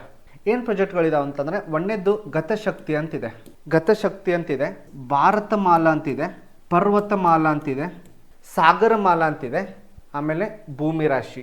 ಇಲ್ಲಿ ನೋಡ್ರಿ, ಇವೆಲ್ಲ ಏನಂತಂತಂದರೆ ಸಪ್ರೇಟಿವ್, ಭಾರತಮಾಲಾ, ಪರ್ವತಮಾಲಾ, ಸಾಗರಮಾಲಾ, ಭೂಮಿ ರಾಶಿ. ಗತಿಶಕ್ತಿ ಅಂದ ತಕ್ಷಣ ನಿಮ್ಗೆ ಏನು ನೆನಪಿರ್ಬೇಕಂತಂದರೆ ಇನ್ಫ್ರಾಸ್ಟ್ರಕ್ಚರ್. ಗತಿಶಕ್ತಿ ಅಂದ ತಕ್ಷಣ ಇನ್ಫ್ರಾಸ್ಟ್ರಕ್ಚರ್. ಏನು ಗತಿಶಕ್ತಿ ಅಂತಂದರೆ, ನಾನು ಯಾವಾಗ ಹೇಳ್ತೀನಿ ನಿಮಗೆ, economy is depend upon what, production, consumption and distribution. ಎಲ್ಲೇ ಒಂದು ಕಡೆ ಉತ್ಪಾದನೆ ಆಗಬೇಕು, ಎಲ್ಲೇ ಒಂದು ಕಡೆ ಸೇವನೆ ಆಗಬೇಕು, ಎಲ್ಲೇ ಒಂದು ಕಡೆ ತಲುಪಬೇಕು, ಡಿಸ್ಟ್ರಿಬ್ಯೂಷನ್ ಆಗಬೇಕು. ಇವೆಲ್ಲ ಆಗಬೇಕಂದ್ರೆ ಇಂಪಾರ್ಟೆನ್ಸ್ ಎದಕ್ಕಿರಬೇಕು, ಟ್ರಾನ್ಸ್ಪೋರ್ಟೇಷನ್ ಇರಬೇಕು. ಟ್ರಾನ್ಸ್ಪೋರ್ಟೇಷನ್ಗೆ ಇಂಪಾರ್ಟೆನ್ಸ್ ಕೊಟ್ಟಾಗಷ್ಟೇ ಏನಾಗುತ್ತೆ ಅಂತಂದರೆ ನಮ್ಮದು ಇಂಪ್ರೂವ್ಮೆಂಟ್ ಆಗುತ್ತೆ. ರೋಡ್ ಒಳ್ಳೇದಿರಬೇಕು, ರೈಲ್ವೇಸ್ ಒಳ್ಳೇದಿರಬೇಕು. ಯಾವಾಗ ಆಮದು ರಫ್ತು ಮಾಡ್ಬೇಕಂತಂದರೆ ಒಂದು ಕಡೆಯಿಂದ ಗೂಡ್ಸ್ ಏನಾಗಬೇಕು, ಇನ್ನೊಂದು ಕಡೆ ಹೋಗ್ಬೇಕು. ಅದ್ರಗೋಸ್ಕರ ನಮ್ಮಲ್ಲಿ ಇಂಪಾರ್ಟೆಂಟ್ ಏನಂತಂತಂದರೆ ಟ್ರಾನ್ಸ್ಪೋರ್ಟೇಷನ್ ಇಲ್ಲ ಅಂತಂದರೆ ಎಕನಾಮಿಕಲ್ ವೆಲ್ತ್ ಇನ್ಕ್ರೀಸ್ ಆಗಲ್ಲ, ಅಂತಂದರೆ ಆರ್ಥಿಕವಾಗಿ ಪ್ರಗತಿ ಹೊಂದಲ್ಲ. ಅದ್ರಗೋಸ್ಕರ ಏನು ಮಾಡಿದ್ರು ಅಂತಂದರೆ ಒಳ್ಳೆ ರೋಡ್ಸ್ ಬೇಕು, ಒಳ್ಳೆ ಇನ್ಫ್ರಾಸ್ಟ್ರಕ್ಚರ್ ಅಂದರೆ ಎಲ್ಲ ಬಂತು. ರೋಡ್ ಬೇಕು, ರೈಲ್ವೆ ಬೇಕು, ಏರ್ ಕಾರ್ಗೋ ಬೇಕು. ಅದ್ರಗೋಸ್ಕರ ಏನು ಮಾಡ್ತಾಯಿದ್ರು, ಗೌರ್ಮೆಂಟ್ ಒಂದು ಸ್ಕೀಮ್ ತಂದಿದೆ, ಅಂದರೆ ಒಂದು ಪ್ರಾಜೆಕ್ಟ್ ತಂದಿದೆ. ಆ ಪ್ರಾಜೆಕ್ಟ್ ಹೆಸರು ಏನಂತಂತಂದರೆ ಗತಿಶಕ್ತಿ. ಹೆಸರು ನೋಡ್ರಿ, ಗತಿಶಕ್ತಿ. ಗತಿ ಅಂದರೆ ಏನು, ಸ್ಪೀಡ್. ಶಕ್ತಿ ಏನಂದರೆ ಏನು, ಎನರ್ಜಿ. ಗತಿ ಶಕ್ತಿ. ಅದಕ್ಕೆ ನೆನಪಿಟ್ಕೊಂಡ್ಬಿಟ್ರೆ ಗತಿಶಕ್ತಿ ಅಂದ ತಕ್ಷಣ ನಿಮ್ಗೆ ಏನು ನೆನಪಿರ್ಬೇಕಂತಂದರೆ ಇನ್ಫ್ರಾಸ್ಟ್ರಕ್ಚರನ್ನು ನೆನಪಿರಬೇಕು.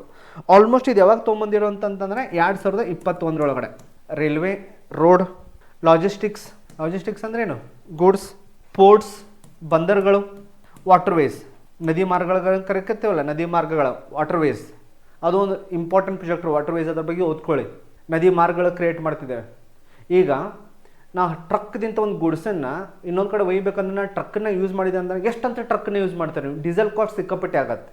ಅದ್ರ ಸಂಬಂಧ ಏನು ಮಾಡಿದ್ದಾರೆ ಅಂತಂದರೆ ನದಿ ಮಾರ್ಗ ಪ್ರಾಜೆಕ್ಟ್ ತಂದಿದ್ದಾರೆ, ಅಂದರೆ ವಾಟರ್ ವೇಸ್ ಪ್ರಾಜೆಕ್ಟ್. ಆ ವಾಟರ್ ವೇಸ್ ಪ್ರಾಜೆಕ್ಟ್ ಏನಂತಂತಂದರೆ ನಮ್ಮ ಸುತ್ತಮುತ್ತಲು ಏನಿದಾವೆ, ನಮ್ಮ ಇಂಡಿಯಾ ಒಳಗೆ ಕಂಪ್ಲೀಟ್ ಎಲ್ಲ ನದಿಗಳಿದ್ದಾವೆ. ಈ ನಮ್ಮ ಕಾವೇರಿ ಇರ್ಬೋದು, ತುಂಗಭದ್ರಾ ಇರ್ಬೋದು, ಗೋದಾವರಿ ಇರ್ಬೋದು, ನರ್ಮದೆ ಇರ್ಬೋದು, ಇವೆಲ್ಲ ನದಿಗಳನ್ನ ಏನು ಮಾಡಬೇಕು, ಜೋಡಣೆ ಮಾಡಿ. ಅದಕ್ಕೆ ನೋಡಿ ನೀವು ರಿವರ್ ಲಿಂಕಿಂಗ್ ಪ್ರಾಜೆಕ್ಟ್ ಇತ್ತು, ನದಿ ಜೋಡಣಾ ಯೋಜನೆ ಅಂತೇಳಿ, ಅದ್ರ ಬಗ್ಗೆನೂ ಓದ್ಕೊಳ್ಳಿ. ವಾಟರ್ ವೇಸು ಮತ್ತು ನದಿ ಜೋಡಣೆ ಯೋಜನೆ.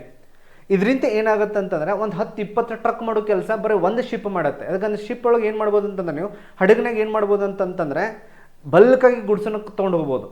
ಅದಕ್ಕೆ ಮಧ್ಯೆ ಸ್ಟೇಟ್ಸ್ ಮಧ್ಯೆ ಏನಿದೆ ರಿವರ್ಸ್ ಇದ್ದಾವೆ, ಸ್ಟೇಟ್ ರಿವರ್ಸ್. ಅದರಿಂದ ಏನಾಗುತ್ತೆ ಅಂತಂದರೆ ಕಡಿಮೆ ಟೈಮ್ ಒಳಗಡೆ ಮ್ಯಾಕ್ಸಿಮಮ್ ಗುಡ್ಸನ್ನು ಏನು ಮಾಡ್ಬೋದು, ಒಂದು ಜಾಗದಿಂದ ಇನ್ನೊಂದು ಜಾಗ ತಲುಪಿಸ್ಬೋದು. ಅದಕ್ಕೆ ಪ್ರಚೋದನೆ ಕೊಡೋಗೋಸ್ಕರ, ಅದನ್ನು ಇನ್ಕ್ರೀಸ್ ಮಾಡೋಗೋಸ್ಕರ ಏನು ತಂದಿದ್ದಾರೆ ಅಂತಂದರೆ ಗತಿಶಕ್ತಿ ತಂದಿದ್ದಾರೆ. ಗತಿಶಕ್ತಿ ಅಂತಂದ್ರೆ ನೆನಪಿಟ್ಕೊಂಡ್ಬಿಟ್ಟು, ಗತಿ ಅಂತಂದ್ರೆ ಏನಂತಂತಂದರೆ ಇನ್ಫ್ರಾಸ್ಟ್ರಕ್ಚರ್. ಗತಿ ಒಳಗಡೆ ಅಂದರೆ ಏನಿದೆ ನೆನಪಿಟ್ಕೊಂಡ್ಬಿಟ್ರೆ ಇಟ್ ಇಸ್ ಅನ್ ಇನ್ಫ್ರಾಸ್ಟ್ರಕ್ಚರ್. ಯಾವಾಗ ತಂದಿರೋದು 2021 ತಂದಿರೋ railway, road, logistics and ports. Next important ಏನು, ಭಾರತ್ ಮಾಲಾ. ಭಾರತ್ ಮಾಲಾ ಅಂದ ತಕ್ಷಣ ನಿಮ್ಗೆ ಏನು ನೆನಪಿರ್ಬೇಕಂತಂದರೆ it is related to highway ಅಂತಾರಲ್ಲ. ಒಂದು ದೇಶದ ಅಭಿವೃದ್ಧಿ ನೋಡ್ಬೇಕಂತಂದರೆ ಆ ದೇಶದ ರೋಡ್ಗಳನ್ನ ನೋಡ್ಬೇಕಂತ ಹೇಳ್ತಾರೆ. ದ ಬೆಸ್ಟ್ ಎಕ್ಸಾಂಪಲ್ ಜಪಾನ್ ತಗೋರಿ, ಯಾವುದೇ ಕಂಟ್ರಿ ತಗೋರಿ ನೀವು, ಅದಕ್ಕೆ ನಾವು ಏನು ಕರಿತೇವೆ ಅಂತಂದರೆ ಹೈವೇಸ್ ಅಂತ ಕರಿತೇವೆ.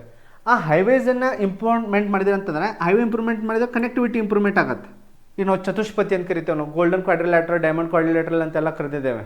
ಈಗ ಫಾರ್ ಎಕ್ಸಾಂಪಲ್ ಅಟಲ್ ಬಿಹಾರಿ ವಾಜಪೇಯಿ ಪ್ರಧಾನ ಮಂತ್ರಿ ಗ್ರಾಮ್ ಸಡಕ್ ಯೋಜನಾ, ಇವೆಲ್ಲ ಎದಕ್ಕೆ ತೊಗೊಂಬರ್ತಿದ್ದಾರೆ ಅಂತಂತಂದರೆ highway is very important for the connectivity. ಜೋಡಣೆ ಮಾಡೋಗೋಸ್ಕರ ಅಂತಂದರೆ ನೀವು ಮ್ಯಾಕ್ಸಿಮಮ್ ಅದೇ ಹೇಳಿದಿಲ್ಲ, ನೀವು ಎಷ್ಟು ಹೈವೇಗಳನ್ನ ಬಿಲ್ಡ್ ಮಾಡ್ತಾರೆ ಅಷ್ಟು ಎಫಿಷಿಯೆಂಟಾಗಿ ಎಕನಾಮಿಕ್ ಗ್ರೋತ್ ಆಗುತ್ತೆ. ಭಾರತ್ ಮಾಲಾ ನೆನ್ಪಿಟ್ಕೊಂಡ್ಬಿಟ್ರೆ ಹೈವೇ. ಇದು ಯಾವಾಗ ತಂದಿರೋದು ಅಂತಂತಂದರೆ ಹೈವೇ ಡೆವಲಪ್ಮೆಂಟ್ 2017. ಇದು related to the roads. It is related to the roads. ಇದು ಯಾವಾಗ ತಂದಿರೋದು, 2017 ತಂದಿರೋದು ಭಾರತ್ ಮಾಲಾ. ನೆಕ್ಸ್ಟ್ ಪರ್ವತಮಾಲಾ. ಪರ್ವತ ಅಂದ್ರೆ ಏನು, ಮೌಂಟೇನ್ಸ್. ಪರ್ವತಮಾಲಾ ಅಂದ್ರೆ ಏನು, ಮೌಂಟೇನ್ಸ್. ಪರ್ವತ ಅಂದ್ರೆ ಏನು, ಶಿಖರ ರೀ. ಅದಕ್ಕೆ ಅಲ್ಲಿ ಏನು ಮಾಡಿದಾರೆ ಅಂತಾರೆ ಪರ್ವತಮಾಲಾ. ಈಗ ನಾವು ಫಾರ್ ಎಕ್ಸಾಂಪಲ್ ರೋಪ್ವೇಸ್ ಮಾಡೋದನ್ನು ಒಂದು ಪರ್ವತದಿಂದ ಇನ್ನೊಂದು ಪರ್ವತ ಏನು ಮಾಡ್ಬೇಕಂದ್ರೆ ಕನೆಕ್ಟ್ ಮಾಡಬೇಕು ರೋಪ್ವೇಸ್ ಮೂಲಕ. ರೋಪ್ವೇ ಅಂದ್ರೆ ಏನು ರೀ, ಒಂದು ಈ ಥರ ಒಂದು ಮೌಂಟೇನ್ ಇದೆ ಅಂತಂತಂದರೆ ಇಲ್ಲೊಂದು ಮೌಂಟೇನ್ ಇದೆ ಅಂತಂದರೆ ಈ ಮೌಂಟೇನ್ ಎರಡೂ ಕನೆಕ್ಟ್ ಮಾಡ್ಬೇಕಂತಂದರೆ, ಎರಡು ಶಿಖರನ್ನು ಕನೆಕ್ಟ್ ಮಾಡ್ಬೇಕಂತಂದರೆ ಇಲ್ಲಿ ಏನು ಬಿಲ್ಡ್ ಮಾಡ್ತಾರೆ ಅಂದರೆ ರೋಪ್ವೇ ಬಿಲ್ಡ್ ಮಾಡ್ತಾರೆ. ಇದ್ರ ಸಂಬಂಧ ಟೂರಿಸಮ್ನ ಇಂಪಾರ್ಟೆನ್ಸ್ ಕೊಡೋಗೋಸ್ಕರ. ಟೂರಿಸಮ್ ಒಂದು ನಾರ್ತ್ ಈಸ್ಟ್ ಒಳಗೆ ನೋಡ್ರಿ, ಮೇನ್ಲಿ ನಾರ್ತ್ ಈಸ್ಟ್ ಒಳಗಡೆ ಅಲ್ಲಿ ಸಿಕ್ಕಾಪಟ್ಟೆ ಏನಿದೆ ನೋಡ್ರಿ. ನೀವು ಫಾರ್ ಎಕ್ಸಾಂಪಲ್ ಹಿಮಾಲಯನ್ ಸ್ಟೇಟ್ಸಿಗೆ ಹೋದರೆ, ಶಿಮ್ಲಾ, ಸಿಕ್ಕಿಮ್ ಎಲ್ಲ ಹೋದರೆ ಎಲ್ಲ ಪರ್ವತ ಆಧಾರಿತ ಭೌಗೋಳಿಕ ರೀಜನ್ ಅದು. ಅಲ್ಲಿ ಏನಾಗುತ್ತೆ ಅಂತಂದರೆ ದ ಮೋಸ್ಟ್ ಲ್ಯಾಂಡ್ಸ್ಕೇಪ್ ಏನಿದೆ ಮೌಂಟೇನಿಯಸ್ ಲ್ಯಾಂಡ್ಸ್ಕೇಪ್ ಅಂತ ಹೇಳಿ ಕರಿತೇವೆ ನಾವು. ಅಲ್ಲಿ ಕನೆಕ್ಟಿವಿಟಿ, ಟ್ರಾನ್ಸ್ಪೋರ್ಟೇಷನ್ ಅಗೇನ್ ಪ್ರಾಬ್ಲಮಿಗೆ ಬರುತ್ತೆ. ಅದಕ್ಕೋಸ್ಕರ ಸಪ್ರೇಟ್ ಯೋಜನೆ ತೊಗೊಂಬಂದಿದ್ದಾರೆ. ಭಾರತ್ ಮಾಲಾ ಬಿಟ್ಟು ಸಪ್ರೇಟ್ ಯೋಜನೆ ತೊಗೊಂಬಿಟ್ಟಿದ್ದಾರೆ. ಅದಕ್ಕೆ ಏನು ಕರಿತೇವೆ ನಾವು, ಪರ್ವತ ಮಾಲಾ. ಆ ಪರ್ವತ ಮಾಲಾ ಅಂದ ತಕ್ಷಣ ನಿಮ್ಗೆ ನೆನಪಿರಬೇಕು ಬಿಲ್ಡಿಂಗ್ ರೋಪ್ವೇಸ್. ಮೇನ್ಲಿ ಎಲ್ಲಂತಂತಂದರೆ ನಾರ್ತ್ ಈಸ್ಟ್ ರೀಜನಿಗೆ. ನಾರ್ತ್ ಈಸ್ಟ್ ರೀಜನ್ ಮಣಿಪುರ್ ಇರ್ಬೋದು, ಅವೇನು 7 ಸಿಸ್ಟರ್ ಸ್ಟೇಟ್ಸ್ ಅಂತಾರೆ, ಅರುಣಾಚಲ್ ಪ್ರದೇಶ್, ಮಣಿಪುರ್ ಅವೆಲ್ಲ ಏನಿದಾವಲ್ಲ, ಆಲ್ಮೋಸ್ಟ್ ಆ ರೀಜನ್ ಒಳಗಡೆ ಏನು ಮಾಡ್ಬೇಕಂತಂದ್ರೆ ರೋಪ್ವೇಸ್ ಬಿಲ್ಡ್ ಮಾಡ್ಬೇಕಂತೇಳಿ ಯಾವ ಯೋಜನೆ ತಂದಿದ್ದು, ಭಾರತ್ ಮಾಲಾ.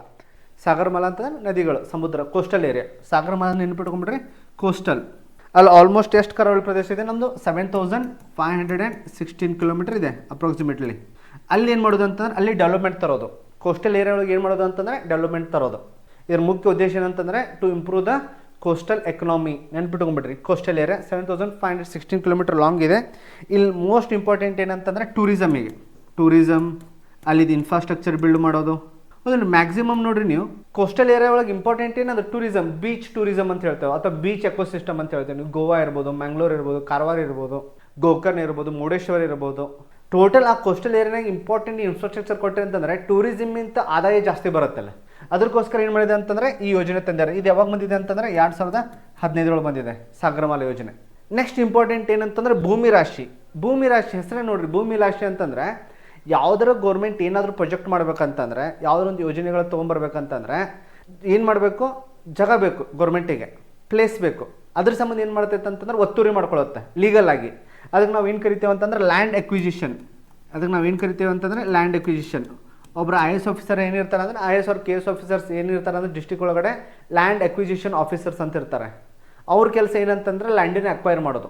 ಎಷ್ಟೋ ವಿವಾದಗಳಾಗ್ತವೆ, ಗೊತ್ತಿರ್ಬೇಕು ನಿಮ್ಗೆ.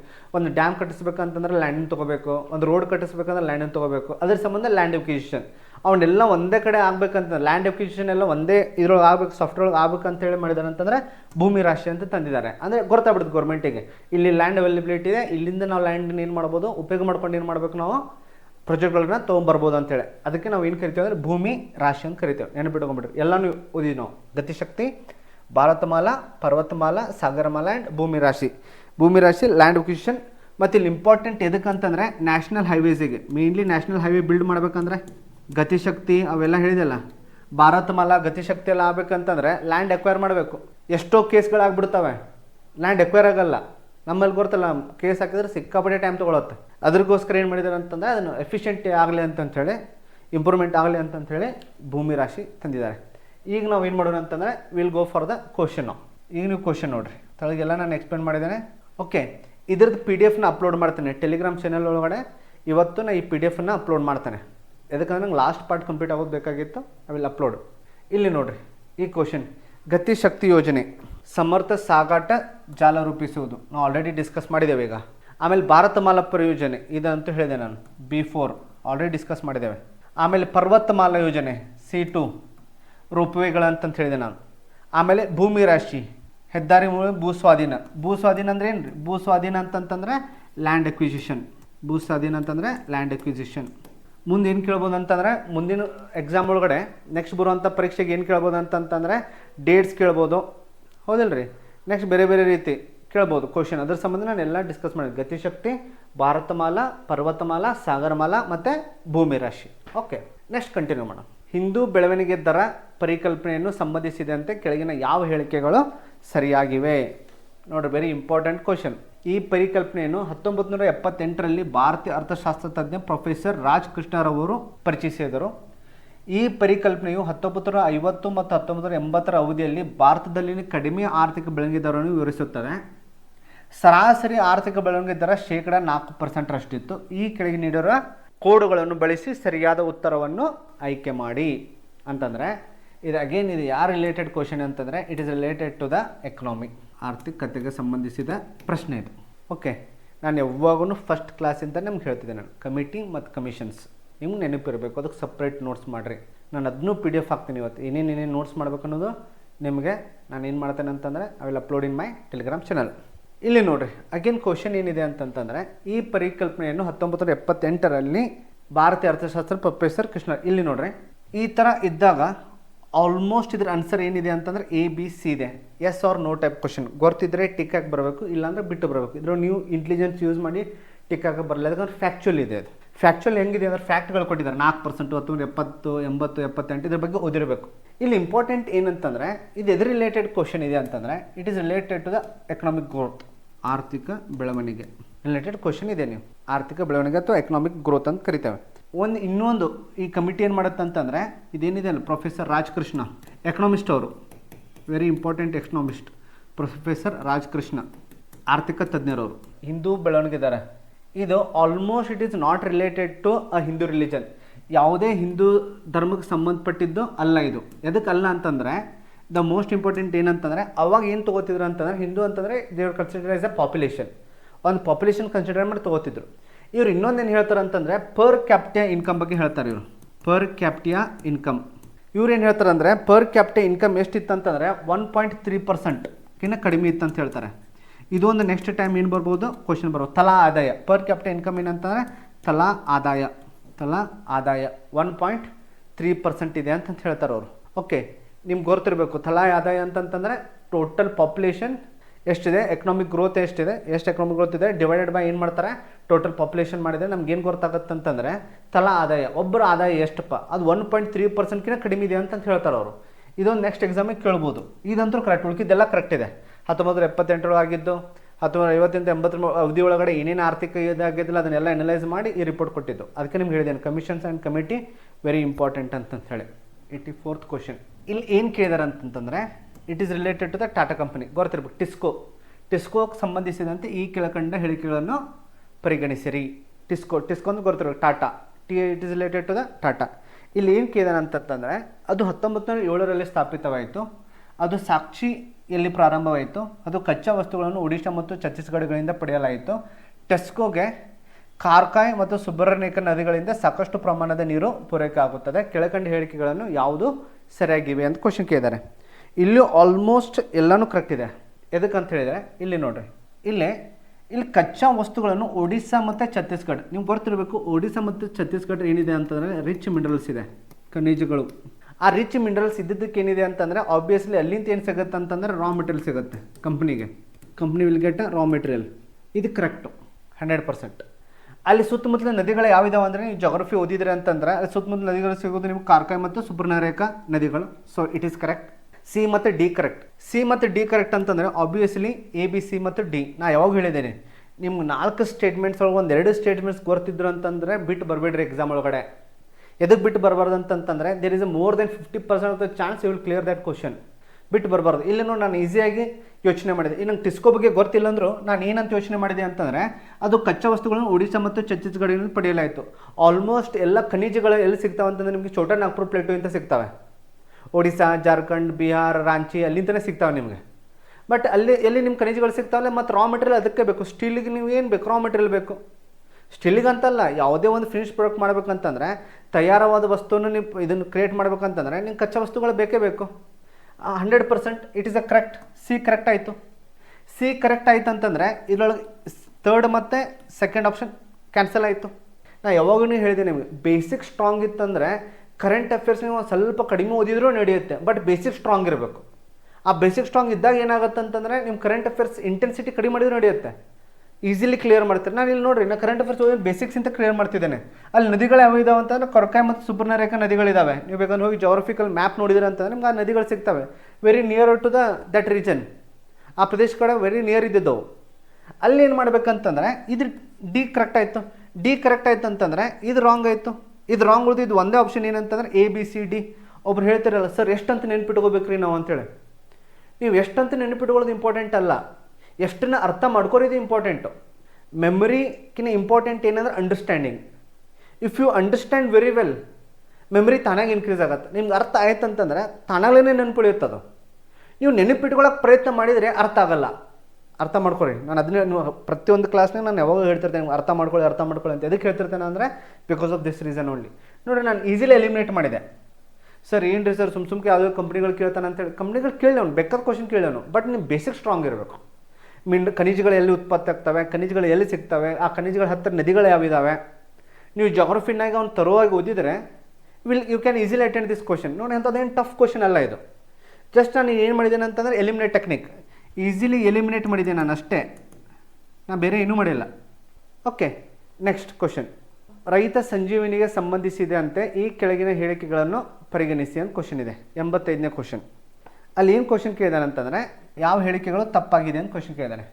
ರೈತ ಸಂಜೀವಿನಿಗೆ ಸಂಬಂಧಿಸಿದಂತೆ ಈ ಕೆಳ ಹೇಳಿಕೆಗಳನ್ನು ಪರಿಗಣಿಸಿ. ಕೃಷಿ ಚಟುವಟಿಕೆ ಸಂದರ್ಭದಲ್ಲಿ ಕೃಷಿಕರ ಸಾವು ಸಂಬಂಧಿಸಿದರೆ KSMB 50,000 ರೂಪಾಯಿ ಪರಿಹಾರ ಒದಗಿಸುತ್ತದೆ. ಅದನ್ನು ನೋಡೋಣ ನಾವು ಏನಂತೇಳಿ. ಈ ಯೋಜನೆಯಡಿ ರೈತರು ಯಾವುದೇ ಪ್ರೀಮಿಯಂ ಪಾವತಿಸುವುದಿಲ್ಲ. ಈ ಯೋಜನೆಗೆ ಎಲ್ಲ APMC ಕಡ್ಡಾಯವಾಗಿ ದೇಣಿಗೆ ನೀಡಬೇಕು. ಈ ಯೋಜನೆಯಡಿ ರೈತರಿಗೆ ಅಪಘಾತ ಪರಿಹಾರ ರೂಪಾಯಿ 1,500ರಿಂದ 15,000 ವ್ಯಾಪ್ತಿಯಲ್ಲಿ ನೀಡಲಾಗುತ್ತದೆ. ಮೇಲ್ಕಂಡ ಯಾವ ಹೇಳಿಕೆಗಳು ತಪ್ಪಾಗಿವೆ ಅಂತ ಕ್ವಶನ್ ಕೇಳಿದ್ದಾರೆ. ಇಲ್ಲಿ ನೋಡ್ರಿ, ಈ ಕ್ವಶನ್ ನನಗೆ ಒಂದು ಸ್ವಲ್ಪ ಡೌಟ್ ಇದೆ. ಅದಕ್ಕೆ ನಾನು ಇಲ್ಲಿ ಏನು ಮಾಡಿರ್ತೇನೆ ಅಂತಂದರೆ ಸ್ಟಾರ್ ಮಾರ್ಕ್ ಹಾಕಿರ್ತೇನೆ. ನಿಮ್ಮ PDF ಕಳಿಸ್ತೇನೆ, ಇದು ಸ್ಟಾರ್ ಮಾರ್ಕ್ ಹಾಕಿರ್ತೇನೆ ನಾನು. I feeling that this question is wrong. ಒಂದು ಸ್ವಲ್ಪ ಮಿಸ್ಟೇಕ್ ಇದೆ ಅನಿಸುತ್ತೆ. ಇಲ್ಲಿ ನೋಡ್ರಿ, ಒಂದು ಸ್ವಲ್ಪ ನೀವು ಆನ್ಸರ್ ಚೆಕ್ ಮಾಡ್ಬೋದು.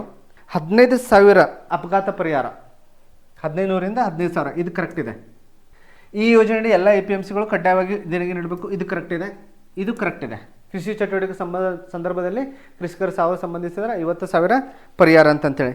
ಇಲ್ಲಿ ಇಂಪಾರ್ಟೆಂಟ್ ಏನಂತಂದರೆ ಇದೇನಿದೆಯಲ್ಲ KSAMB ನಿಮ್ಗೆ ಗೊತ್ತಿರ್ಬೇಕಾದ್ರೆ ಫುಲ್ ಫಾರ್ಮ್ ಏನಿದೆ ಅಂದರೆ Karnataka state agriculture marketing board, KSAMB ಅಂದರೆ ಇದೊಂದು ನೆನ್ಪಿಟ್ಕೊಂಡ್ಬಿಟ್ರೆ ಇಲ್ಲಿ ಕ್ವಶನ್ ನೀವು ಅರ್ಥ ಮಾಡ್ಕೊಂಡ್ರೆ ಈ ಕ್ವಶನ್ ಸ್ಟಾರ್ ಮಾರ್ಕ್ ಎದಕ್ಕೆ ಹಾಕಿದ್ದೇನೆ ಅಂತಂದರೆ ನೀವು ಸ್ವಲ್ಪ ಹೋಗಿ ನೀವು ಸ್ವಲ್ಪ ಅದ್ರ ಬಗ್ಗೆ ಇಂಟರ್ನೆಟ್ನಾಗೆಲ್ಲ ರಿಸರ್ಚ್ ಮಾಡಿದರೆ ಈ ಸ್ಕೀಮ್ ಬಗ್ಗೆ ಓದಿರಿ ಅಂತಂದರೆ ಈ ಯೋಜನೆಯಡಿಯಲ್ಲಿ ರೈತರು ಯಾವುದೇ ಪ್ರೀಮಿಯಂ ಪಾವತಿಸುವುದಿಲ್ಲ. ಇದು ಕರೆಕ್ಟ್ ಇದೆ. ಇದು ಕರೆಕ್ಟ್ ಇದೆ ಅಂದರೆ 4 ಕರೆಕ್ಟ್ ಇವೆ. ABCD 4 ಕರೆಕ್ಟ್ ಇದೆ.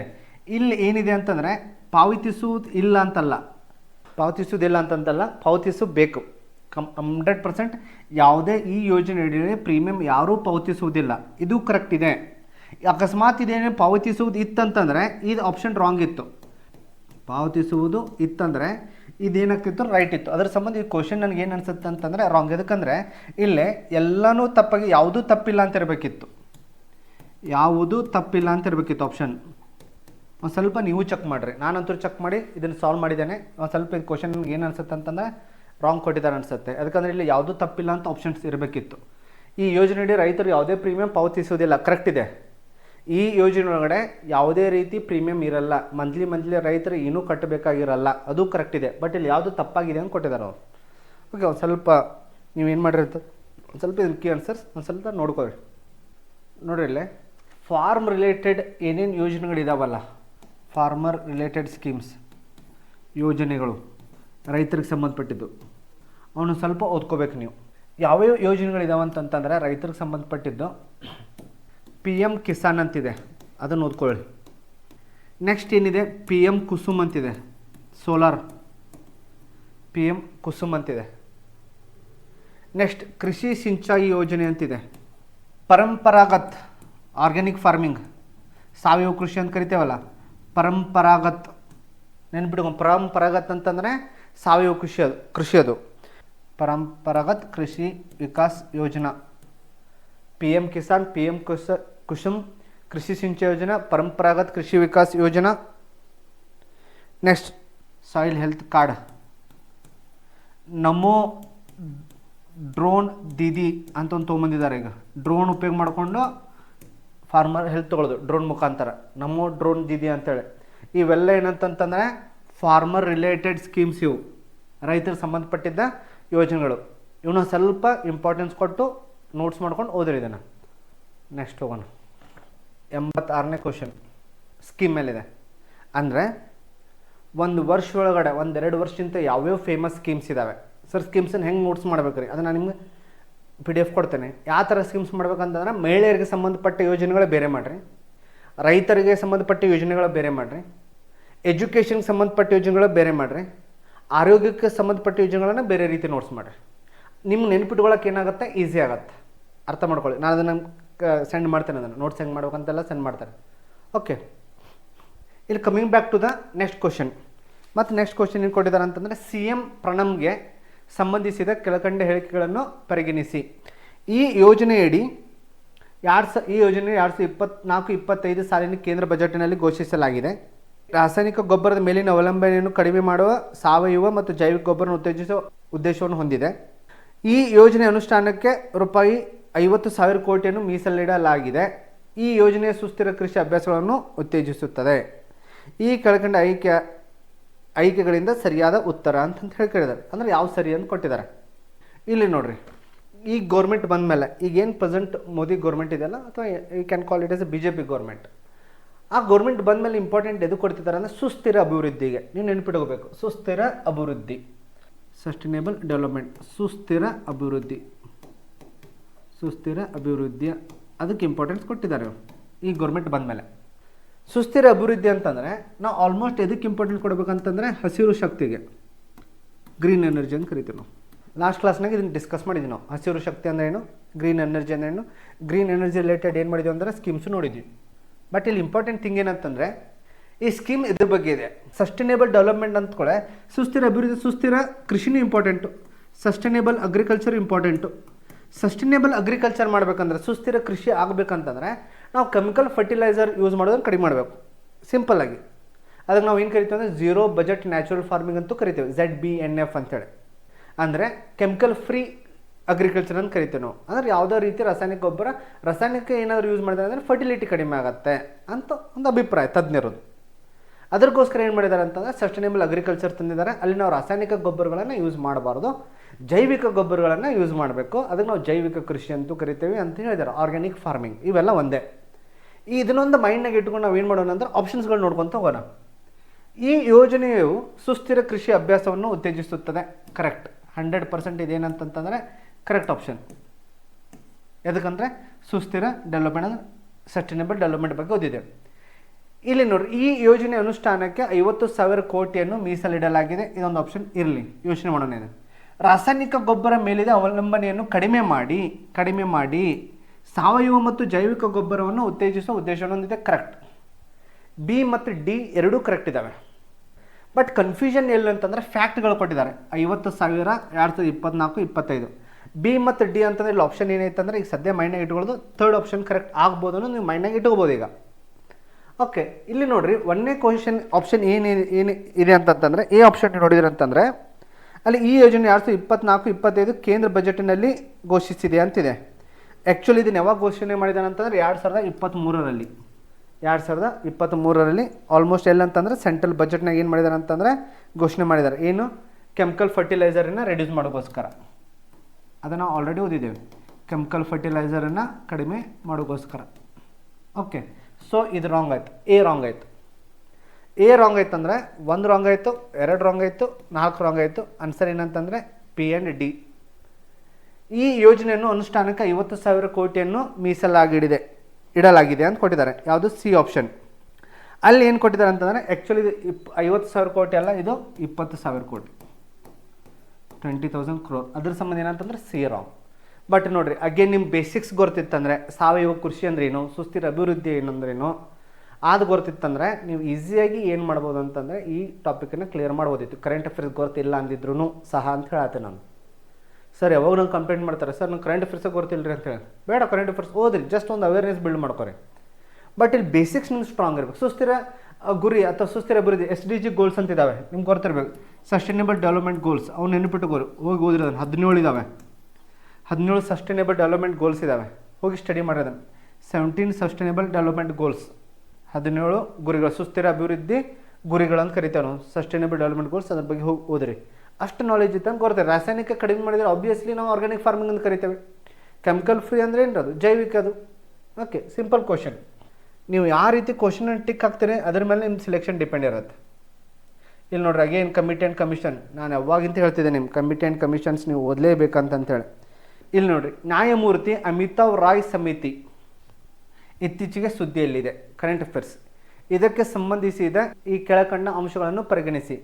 ಈ ಸಮಿತಿಯನ್ನು ಭಾರತ ಸರ್ಕಾರದ ಕಾನೂನು ಮತ್ತು ನ್ಯಾಯಾಲಯ ಸಚಿವಾಲಯ ರಚಿಸಿದೆ. ಜೈಲುಗಳ ಸುಧಾರಣೆಯನ್ನು ನೋಡಿಕೊಳ್ಳಲು ಈ ಸಮಿತಿಯನ್ನು ರಚಿಸಲಾಗಿದೆ. ಇದು ಏಕ ಸದಸ್ಯ ಸಮಿತಿ. ಟೆಲಿಮೆಡಿಸಿನ್ ಸೌಲಭ್ಯಗಳನ್ನು ಜೈಲುಗಳನ್ನು ಪರಿಚಯಿಸಲು ಈ ಸಮಿತಿಯು ನೀಡಿರುವ ಸಲಹೆಗಳು ಒಂದಾಗಿದೆ. ಈ ಕೆಳಗಡೆ ಸರಿಯಾಗಿ ಆರಿಸಿ ಅಂತ ಕೊಟ್ಟಿದ್ದಾರೆ. ಇಲ್ಲಿ ಆಲ್ಮೋಸ್ಟ್ ಏನಂತಂದರೆ ಇದು ಎದ್ರ ಬಗ್ಗೆ ಇದೆ ಅಂತಂತಂದರೆ it is related to the prison reforms, ಜೈಲುಗಳ ಸುಧಾರಣೆ. ಇಲ್ಲಿ ಇಂಪಾರ್ಟೆಂಟ್ ಏನಂತಂದರೆ ಪ್ರಿಸನ್ ರಿಫಾರ್ಮ್ಸ್ನಿದ್ದಾಗ, ರಿಫಾರ್ಮ್ಸ್ ಅಂದರೆ ಏನೋ ಒಂದು ಪ್ರಾಬ್ಲಮ್ ಇರಲೇಬೇಕಲ್ಲ. ನಮ್ಮ ಇಂಡಿಯನ್ ಜೈಲ್ನಾಗ ಏನೇನು ಪ್ರಾಬ್ಲಮ್ ಇದೆ ಅಂದರೆ ನಿಮ್ಗೆ ಗೊತ್ತಿರಬೇಕು. ನಮ್ಮ ಜೈಲು ಒಳಗಡೆ ಏನೇನು ಪ್ರಾಬ್ಲಮ್ ಇದೆ ಅಂತಂದರೆ, ಒಂದು ವಿಚಾರಾಧೀನ ಕೈದಿ ಅಂತ ಕರೀತಾರೆ ನಮ್ಮಲ್ಲಿ. ವಿಚಾರಾಧೀನ ಕೈದಿ ಅಂದ್ರೆ ಅರ್ಥ ಏನಂತಂದರೆ ಸಿಂಪಲ್ ನೆನ್ಪಿಟ್ಕೊಂಡ್ಬಿಡ್ನಿ. ಈಗ ಯಾವನೋ ಒಬ್ಬನ ಏನೋ ಒಂದು ಕ್ರೈಮ್ ಮಾಡಿರ್ತಾನೆ, ಯಾರೋ ಒಬ್ಬನು ಅವ್ನು ಕ್ರೈಮ್ ಮಾಡಿದಕ್ಕೆ ಜೈಲೊಳಗೆ ಹಾಕಿರ್ತಾರೆ. ಬಟ್ ಅವ್ನು ಕೋರ್ಟ್ದಿಂತ ಏನು ಬರೆಯಲ್ಲ, ತಪ್ಪಿತಸ್ಥಂತೂ ಡಿಕ್ಲೇರ್ ಆಗಿಲ್ಲ, ಅಮಾಯಕಂತೂ ಡಿಕ್ಲೇರ್ ಆಗಿಲ್ಲ. The court not declared him as a guilty not guilty. ಅಲ್ಲಿವರೆಗೂ ಅವ್ನು ಏನು ಮಾಡ್ಬೇಕಂತಂದ್ರೆ he will be under trial, ವಿಚಾರಾಧೀನ ಕೈದಿ. ಈಗ ನಾನು 17ರಿಂದ 20 ವರ್ಷ ಜೈಲ್ನಾಗಿದ್ದು ನಾನು ಒಮ್ಮೆ ಜೈಲಿಂದ ಹೊರಗಡೆ ಬಿಡ್ತಾರೆ, ನಿಂದು ಏನೂ ತಪ್ಪಿಲ್ಲಪ್ಪ, ನೀ ಮನೆಗೆ ಹೋಗಂತ ಹೇಳಿ. ಮೊನ್ನೆ ಹಂಗಾಯಿತು. ಪಾಪ ಒಬ್ಬ ವ್ಯಕ್ತಿ 17 ವರ್ಷ ಜೈಲ್ನಾಗಿದ್ದವನು ಒಂದು ದಿವಸ ಏನು ಮಾಡಿಬಿಟ್ರೆ, ನಿಂದು ಏನೂ ತಪ್ಪಿಲ್ಲಪ್ಪ, ನೀ ಮನೆಗೆ ಹೋಗು. ಇದಕ್ಕೆ ನಾವು ಏನು ಕರಿತೇವೆ ಅಂದರೆ ಡಿಲೇಯಿಂಗ್ ಆಫ್ ದ ಜಸ್ಟಿಸ್ ಅಂತ ಕರಿತೇವೆ. ಇದರಿಂದ ಏನಾಗ್ತೈತೆ ಅಂದರೆ ಜೈಲೊಳಗಡೆ ಸಿಕ್ಕಾಪಟ್ಟಿ ಜನ ಏನಾಗ್ತಾರೆ ಅಂದರೆ ಫುಲ್ ಆಗ್ತಿದ್ದಾವೆ ಜೈಲಿಗೆ. ಜೈಲೊಳಗಡೆ ಕೈದಿಗಳನ್ನ ಇಡ್ಲಿಕ್ಕೆ ಜಾಗ ಆಗ್ತಿಲ್ಲ, ಅಷ್ಟು ಫುಲ್ ಆಗ್ತಿದ್ದಾವೆ ಜೈಲುಗಳು. ಅದಕ್ಕೆ ನಾವು ಏನು ಕರಿತೇವೆ ಅಂತಂದರೆ ಕ್ರೌಡಿಂಗ್ ಅಂತ ಕರಿತೇವೆ. ಕ್ರೌಡಿಂಗ್ ಆಫ್ ಜೈಲ್, ಜನ ಸಾಂದ್ರತೆ ಅಂತ ಏನು ಕರಿತೇವಲ್ಲ, ಕ್ರೌಡಿಂಗ್ ಆಫ್ ಜೈಲ್. ಸಿಕ್ಕಾಪಟ್ಟಿ ಜನ ಅಂದರೆ ಇದಕ್ಕೆ ವಿಚಾರದಿಂದ ಕೈದಿ ಅಂದ್ರೆ ಏನು, ಹಾಗೆ ಡಿಲೇ ಎಷ್ಟು ಕೇಸ್ ಮುಂದೆ ಹೊಕ್ಕೊಂತ ಹೋಗ್ತಾರಲ್ಲ ಅಷ್ಟು ಅವ್ರು ಜೈಲ್ನಾಗೆ ಇರಬೇಕಾಗತ್ತೆ. ಅದ್ರಗೋಸ್ಕರ ಏನಾಗಬೇಕು, ಸೊಲ್ಯೂಷನ್ ಏನಂತಂದರೆ ಸ್ಪೀಡಿ ಟ್ರಯಲ್ ಆಗಬೇಕು. ಸ್ಪೀಡಿ ಟ್ರಯಲ್ ಅಂತಂದರೆ ಯಾವುದೋ ಒಬ್ಬ ಕೈದಿನ ಜಲ್ದಿ ಒಂದೆರಡು ವಿಚಾರದಲ್ಲಿ ಮುಗಿಸಿ ಅವ್ನು ತಪ್ಪಿಸ್ತಾ ಇದ್ರಂದರೆ ಶಿಕ್ಷೆ ಕೊಡಬೇಕು, ತಪ್ಪಿಸ್ತೈತಿ ಹೊರಗಡೆ ಬರೋ. ಈ ಶುಡ್ ಬಿ ಅಕ್ವಿಟೆಡ್. ಅದು ಫಾಸ್ಟ್ ಆಗಬೇಕು. ಅದು it should not take more time. ಸಿಕ್ಕಾಪಟ್ಟಿ ಟೈಮ್ ತೊಗೊಬರ್ತಂತಂದ್ರೆ ಜೈಲಿನಾಗ ಕೈದಿಗಳ ಸಿಕ್ಕಾಪಟ್ಟಿ ಆಗ್ಬಿಡ್ತಾರೆ. ಸೊ ಇದು ಒಂದು ಪ್ರಾಬ್ಲಮ್ ಈಗ ಅಂತ ಫೇಸ್ ಮಾಡುವಂಥದ್ದು ಒಂದು. ನೆಕ್ಸ್ಟ್ ಇಂಪಾರ್ಟೆಂಟ್ ಏನಂತಂತಂದರೆ ಸಿಕ್ಕಾಪಟ್ಟೆ ವೈಲೆನ್ಸ್ ಆಗ್ತಿದೆ ಜೈಲ್ನಾಗ, ಬಡದಾಟ ಸಿಕ್ಕಾಪಟ್ಟೆ ಗ್ಯಾಂಗ್ ವಾರ್ಸ್ ಎಲ್ಲ ಆಗ್ತಿದ್ದಾವೆ ಜೈಲ್ನಾಗ. ಅದ್ರ ಸಂಬಂಧ ರೆಡ್ಯೂಸ್ ವೈಲೆನ್ಸನ್ನು ರೆಡ್ಯೂಸ್ ಮಾಡಲೇಬೇಕು, ಜಗಳಗಳನ್ನು ರೆಡ್ಯೂಸ್ ಮಾಡಲೇಬೇಕು. ಜೈಲ್ ಒಳಗಡೆ ಮರ್ಡರ್ಸ್ ಆಗ್ತಿದ್ದಾವೆ, ಗ್ಯಾಂಗ್ ವಾರ್ಸ್ ಆಗ್ತಿದ್ದಾವೆ, ಅವನ್ನೆಲ್ಲ ಕಡಿಮೆ ಮಾಡಬೇಕು. ಓಕೆ, ನೆಕ್ಸ್ಟ್ ಇಂಪಾರ್ಟೆಂಟ್ ಏನಂತಂತಂದರೆ ಮೆಡಿಸಿನ್, ಹೆಲ್ತಿಗೆ ಇಂಪಾರ್ಟೆನ್ಸ್ ಕೊಡಬೇಕು, ಕೈದಿಗಳ ಹೆಲ್ತಿಗೆ. ಅದಕ್ಕೆ ನಾವು ಏನು ಮಾಡಿದ್ದೇವೆ ಅಂತಂದರೆ ಟೆಲಿಮೆಡಿಸಿನ್ ತೊಗೊಂಬಂದೇವೆ. ಡಾಕ್ಟರ್ ಏನು ಮಾಡ್ಬೋದು ಅಂತಂತಂದರೆ ವಿಡಿಯೋ ಕಾನ್ಫರೆನ್ಸ್ ಮೂಲಕ ಏನು ಮಾಡ್ಬೋದು ಅಂತಂತಂದರೆ ಟ್ರೀಟ್ಮೆಂಟ್ ಕೊಡ್ಬೋದು. With video conference local nurse ಇರ್ತಾರೆ, ನರ್ಸಿಗೆ ಒಬ್ಬರು ಡಾಕ್ಟರ್ನ ಕನೆಕ್ಟ್ ಮಾಡಿ ವಿಡಿಯೋ ಕಾಲ್ ಮುಖಾಂತರ, ಝೂಮು, ಗೂಗಲ್ ಮೀಟ್ ಮುಖಾಂತರ ಏನು ಮಾಡ್ಬೋದು ಅಂತಂದರೆ ಟೆಲಿಮೆಡಿಸಿನನ್ನು ಪವರ್ ಮಾಡ್ಬೋದು. ಅದೊಂದು ಅವಕಾಶ ಇದೆ. ಓಕೆ, ಇವೆಲ್ಲ ಏನಂತಂದರೆ ಪ್ರಿಸನ್ ರಿಫಾರ್ಮ್ಸಿಗೆ, ಇದಕ್ಕೆಲ್ಲ ನಾವು ಏನು ಕರಿತೀವಿ ಅಂತಂದರೆ ಪ್ರಿಸನ್ ರಿಫಾರ್ಮ್ಸ್ ಅಂತ ಕರಿತೇವೆ. ಇಲ್ಲಿ ಇಂಪಾರ್ಟೆಂಟ್ ಏನಂತಂದರೆ ಆಲ್ಮೋಸ್ಟ್ ನೋಡಿರಿ 77% ಅಂಡರ್ ಟ್ರಯಲ್ಸ್ ಇದ್ದಾರೆ. 77 ಅಂದರೆ 177 ಜನ ಇನ್ನೂ ವಿಚಾರಾಧೀನ ಕೈದಿಯಾಗಿಯೇ ಜೈಲ್ನಾಗಿದ್ದಾರೆ. ಡೇಂಜರ್ ಇದು. ಇದರಿಂದ ಜೈಲುಗಳು ಸಿಕ್ಕಾಪಟ್ಟೆ ಏನಾಗ್ಬಿಡ್ತಾವೆ ಅಂತಂತಂದರೆ ಅಲ್ಲಿ ಸಿಸ್ಟಮ್ ಏನಾಗ್ಬಿಡುತ್ತೆ ಅಂದ್ರೆ ಹಾಳಾಗ್ಬಿಡುತ್ತೆ. ಸೊ ಅದ್ರಗೋಸ್ಕರ ಅದನ್ನೇನಾದರೂ ಕಡಿಮೆ ಮಾಡೋಗೋಸ್ಕರ, ಬದಲಾವಣೆ ತರೋಗೋಸ್ಕರ ಏನು ಮಾಡಿದ್ದಾರೆ ಅಂತಂದರೆ, ಆ ಟ್ರಾನ್ಸ್ಫಾರ್ಮೇಷನ್ ತರೋಗೋಸ್ಕರ ಏನು ಮಾಡಿದ್ದಾರೆ ಅಂತಂದರೆ ಈ ಕಮಿಟಿ ತೊಗೊಂಬಂದಿದ್ದಾರೆ, ಅಮಿತಾವ್ ರಾವ್ ಕಮಿಟಿ. ಈಗ ಇದನ್ನು ಮೈಂಡ್ನಾಗ ಇಟ್ಕೊಂಡು ಏನು ಮಾಡೋಣ ಅಂತಂದರೆ ಇದ್ರ ಬಗ್ಗೆ ಓದೋಣ. ಈಗ ಇಲ್ಲಿ ನೋಡಿರಿ, ಟೆಲಿಮೆಡಿಸಿನ್ ಸೌಲಭ್ಯವನ್ನು ಜೈಲುಗಳನ್ನು ಪರಿಚಯಿಸಲು ಸಮಿತಿ ನೀಡಿರೋ ಸಲಹೆಗಳು 100% ಅದನ್ನು ಓದಿದ್ವಿ ಈಗ ನಾವು. ಇದು ಕರೆಕ್ಟ್. ಇದು ಏಕ ಸದಸ್ಯ ಕಮಿಟಿ ಅಂತ ಕೇಳಿದ್ದಾರೆ. ನೋಡಿರಿ, ಯಾವಾಗ ಇಂಥ ಕಮಿಟಿ ಏಕ ಸದಸ್ಯ ಇರಲ್ಲ. ಅಲ್ಲಿ ಯಾರು ಇರ್ತಾರೆ ಅಂದರೆ ಅದರ್ ಮೆಂಬರ್ಸ್ ಇರ್ತಾರೆ, ಬೇರೆ ಬೇರೆ ಮೆಂಬರ್ಸ್ ಇದ್ದೇ ಇರ್ತಾರೆ. ಹೆಡ್ ಇವ್ರು ಇರ್ಬೋದು, ಬಟ್ ಬೇರೆ ಮೆಂಬರ್ಸ್ ಇರ್ತಾರೆ. ಇದು ಏಕ ಸದಸ್ಯ ಪೀಠ ಅಲ್ಲ. ನೆಕ್ಸ್ಟ್ ಏನಿತ್ತು, ಜೈಲು 100% ಜೈಲುಗಳ ಸುಧಾರಣೆಯನ್ನು ನೋಡಿಕೊಳ್ಳಲು ಈ ಸಮಿತಿಯನ್ನು ರಚಿಸಲಾಗಿದೆ. ನೆಕ್ಸ್ಟ್ ಈ ಸಮಿತಿಯನ್ನು ಕಾನೂನು ಮತ್ತು ನ್ಯಾಯ ಸಚಿವ ಇಲ್ಲ, ಈ ಸಮಿತಿನ ಏನಂತಂತಂದರೆ ಸುಪ್ರೀಂ ಕೋರ್ಟ್ ಮಾಡಿದೆ. ಈ ಸಮಿತಿನ ಯಾರು ಮಾಡಿದ್ದಾರೆ ಅಂದರೆ ಸರ್ಕಾರ ಅಲ್ಲ, ಈ ಸಮಿತಿನ ಮಾಡಿದ್ದಾರೆ ಅಂತಂದರೆ ಸುಪ್ರೀಂ ಕೋರ್ಟ್. ಅಂದರೆ ಎ ಮತ್ತು ಸಿ ಆಪ್ಷನ್ ರಾಂಗ್ ಇದೆ. ಆನ್ಸರ್ ಈಸ್ ಬಿ ಮತ್ತು ಡಿ. 87th ಆನ್ಸರ್ ಏನಿದೆ ಅಂತಂತಂದರೆ ಬಿ ಮತ್ತು D.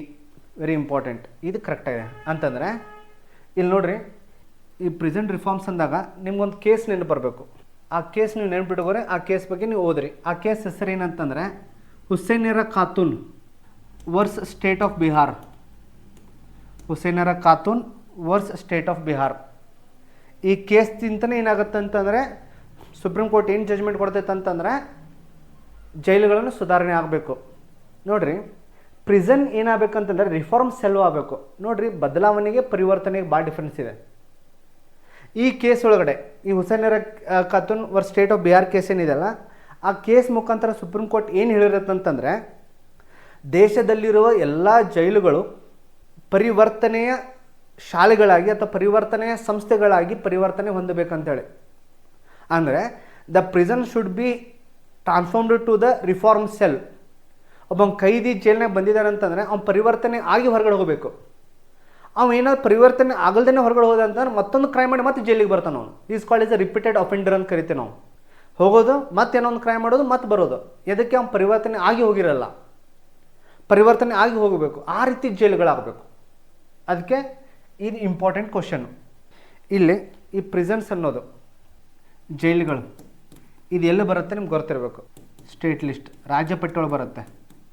State list item number 4 7th schedule ಎಲ್ಲಿ ಬರುತ್ತೆ ಅಂತಂದರೆ 7th ಶೆಡ್ಯೂಲ್. ನೆಕ್ಸ್ಟ್ ಕೇಳ್ಬೋದು ಅವನು ಏನು ಕೇಳ್ಬೋದು ಅಂತಂದರೆ ಪ್ರಿಸನ್ ಎಲ್ಲಿ ಬರುತ್ತೆ, ಎದ್ರೊಳಗೆ ಬರುತ್ತೆ, ಯಾವ ಶೆಡ್ಯೂಲ್ ಲಿಸ್ಟ್ನಾಗ ಬರುತ್ತೆ ಅಂತ ಕೇಳ್ಬೋದು.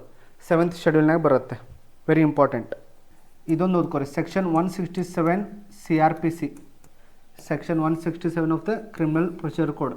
ಇದು ಏನು ಹೇಳುತ್ತಂತಂದರೆ, ಈ ಪ್ರೊಸೀಜರ್ ಕೋಡ್ ಅಂತ ಏನು ಹೇಳುತ್ತಂದರೆ, ಇಲ್ಲೇ ನಾನು ಏನು ಹೇಳಿದೆಲ್ಲ, ಇಲ್ಲಿ ಸ್ಪೀಡಿ ಟ್ರಯಲ್, ಆ ಜೈಲೊಳಗೆ ಒಂದು ಸ್ವಲ್ಪ ಜನರನ್ನ ವಿಚಾರಾಧೀನ ಕೈದಿ ಅಂತ ಹಿಡಿದಿಟ್ಕೋತಾರಂತ ಅಲ್ಲಿವರೆಗೆ ಅಧಿಕಾರ ಇರುತ್ತೆ. ಯಾರಿಗೆ ಅಧಿಕಾರ ಇರುತ್ತೆ ಅಂತಂದರೆ ಕೋರ್ಟಿಗೆ. ಅಂಡರ್ ಅಂತಂದರೆ section 167 CRPC.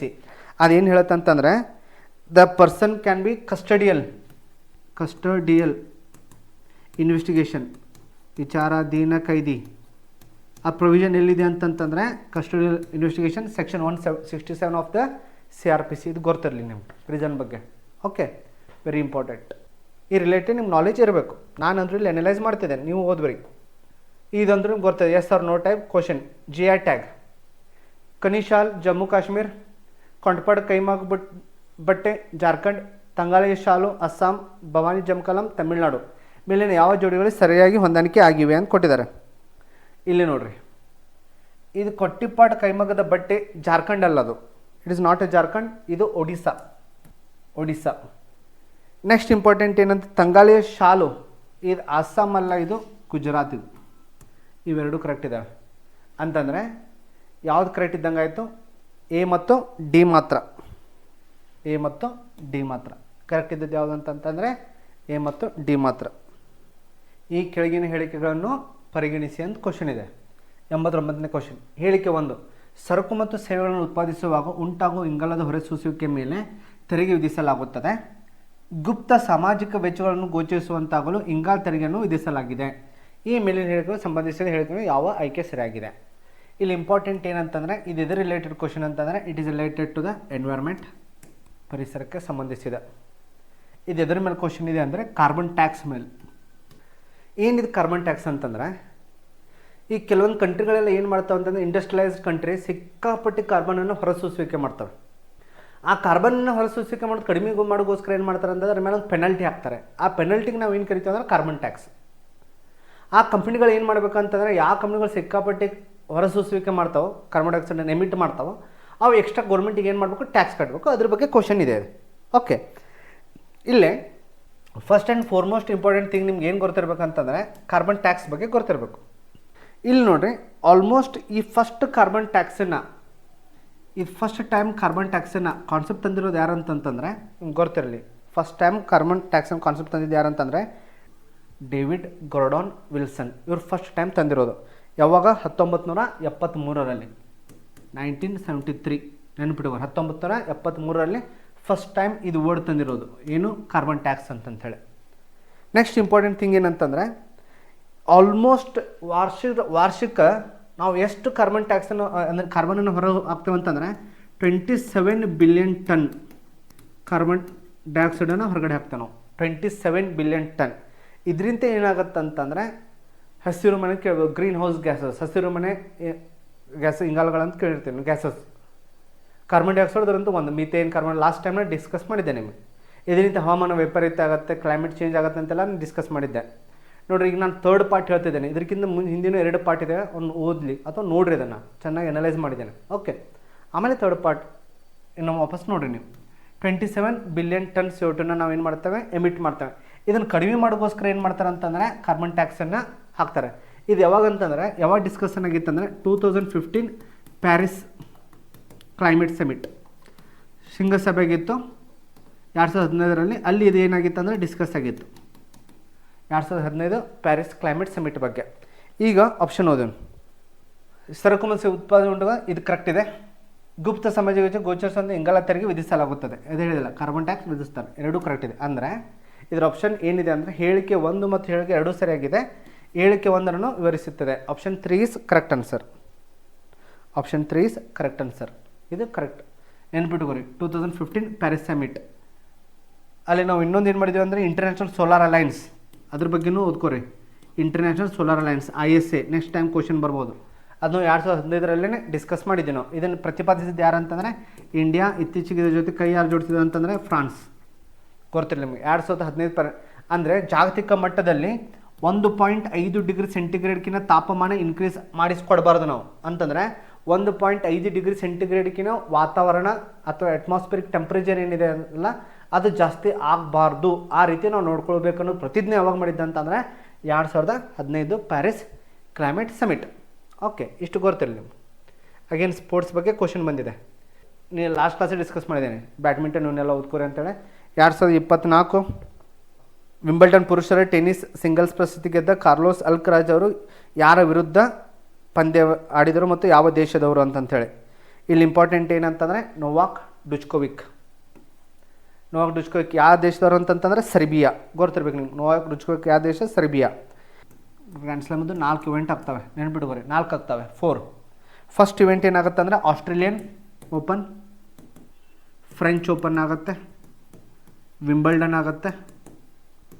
Australian open, French open, Wimbledon, US open.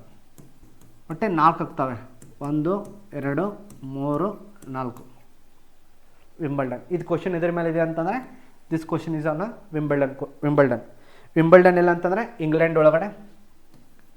Wimbledon ಎಲ್ಲಿದೆ? ಇಂಗ್ಲೆಂಡ್ ಒಳಗೆ ಆಡ್ತಾರೆ ಇದನ್ನು, ವಿಂಬಲ್ಡನನ್ನು. ನೋಡಿರಿ, ಇದು ಯಾವಾಗ ಸ್ಟಾರ್ಟ್ ಆಗಿದೆ ಅಂದರೆ ನೆನಪಿಟ್ಟುಕೋರಿ 1877 1877ನೇ ಇಸ್ವಿ ಒಳಗೆ ಸ್ಟಾರ್ಟ್ ಆಗಿದೆ.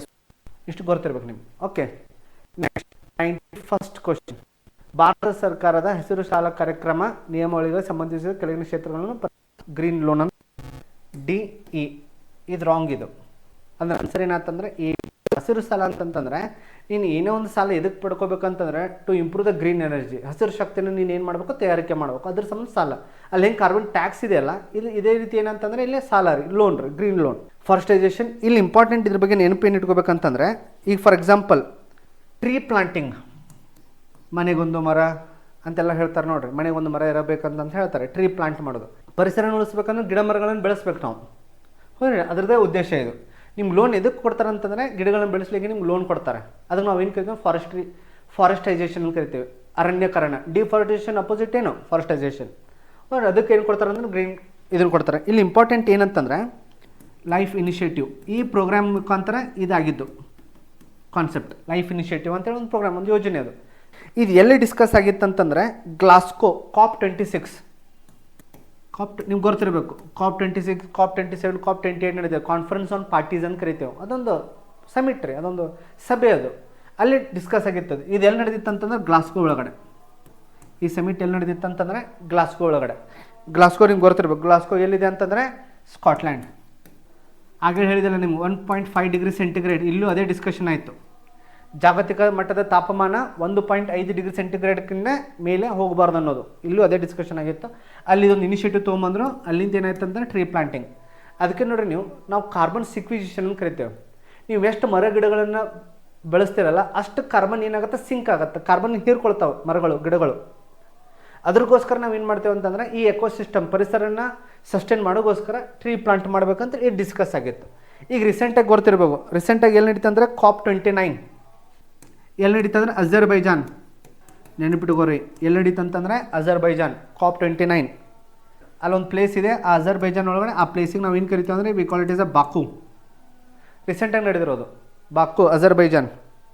ಅಲ್ಲಿ ಏನು ಇಂಪಾರ್ಟೆಂಟು, ಇಲ್ಲೇನು ಡಿಸ್ಕಸ್ ಆಯ್ತು ಅಂತಂದರೆ ಹೆಂಗಾದರೂ ಮಾಡಿ ಮಿಥೇನನ್ನು ಕಡಿಮೆ ಮಾಡ್ಬೇಕಂತೇಳಿ, CH4 ಕಡಿಮೆ ಮಾಡಬೇಕು. ಮಿಥೇನ್ ಇದು ಏನಿದು ಹಸಿರು ಮನೆ ಇಂಗಾಲ, ಗ್ರೀನ್ ಹೌಸ್ ಗ್ಯಾಸಸ್, ಮಿಥೇನನ್ನು ಕಡಿಮೆ ಮಾಡ್ಬೇಕಂತೇಳಿ ಡಿಸ್ಕಸ್ ಆಯಿತು.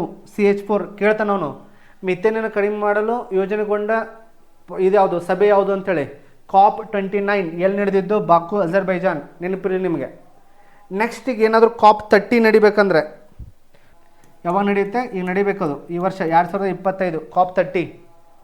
ಅದು ಎಲ್ಲಿ ನಡಿಬೇಕಂತೇಳಿ ಪ್ಲ್ಯಾನ್ ಮಾಡಿದಾರೆ ಅಂತಂದರೆ ಬೆಲೆಮ್ ಎಲ್ಲಿದೆ ಅಂತಂತಂದರೆ ಬ್ರೆಜಿಲ್. ಇಷ್ಟು ಗೊತ್ತಿರಲೇಬೇಕು ನಿಮಗೆ. ಇದ್ರ ನನಗೆ ಇಂಪಾರ್ಟೆಂಟ್ ಏನು ಅನಿಸುತ್ತಂದರೆ ಕಮ್ಮಿಂಗ್ ಎಕ್ಸಾಮಿಗೆ ಏನು ಬರ್ಬೋದು ಅಂತಂದರೆ ಇದು ಬರ್ಬೋದು, COP29 ಒಳಗೆ ಏನು ಕೇಳಿದ್ದಾರೆ, CH4 ಕಡಿಮೆ ಮಾಡಬೇಕು.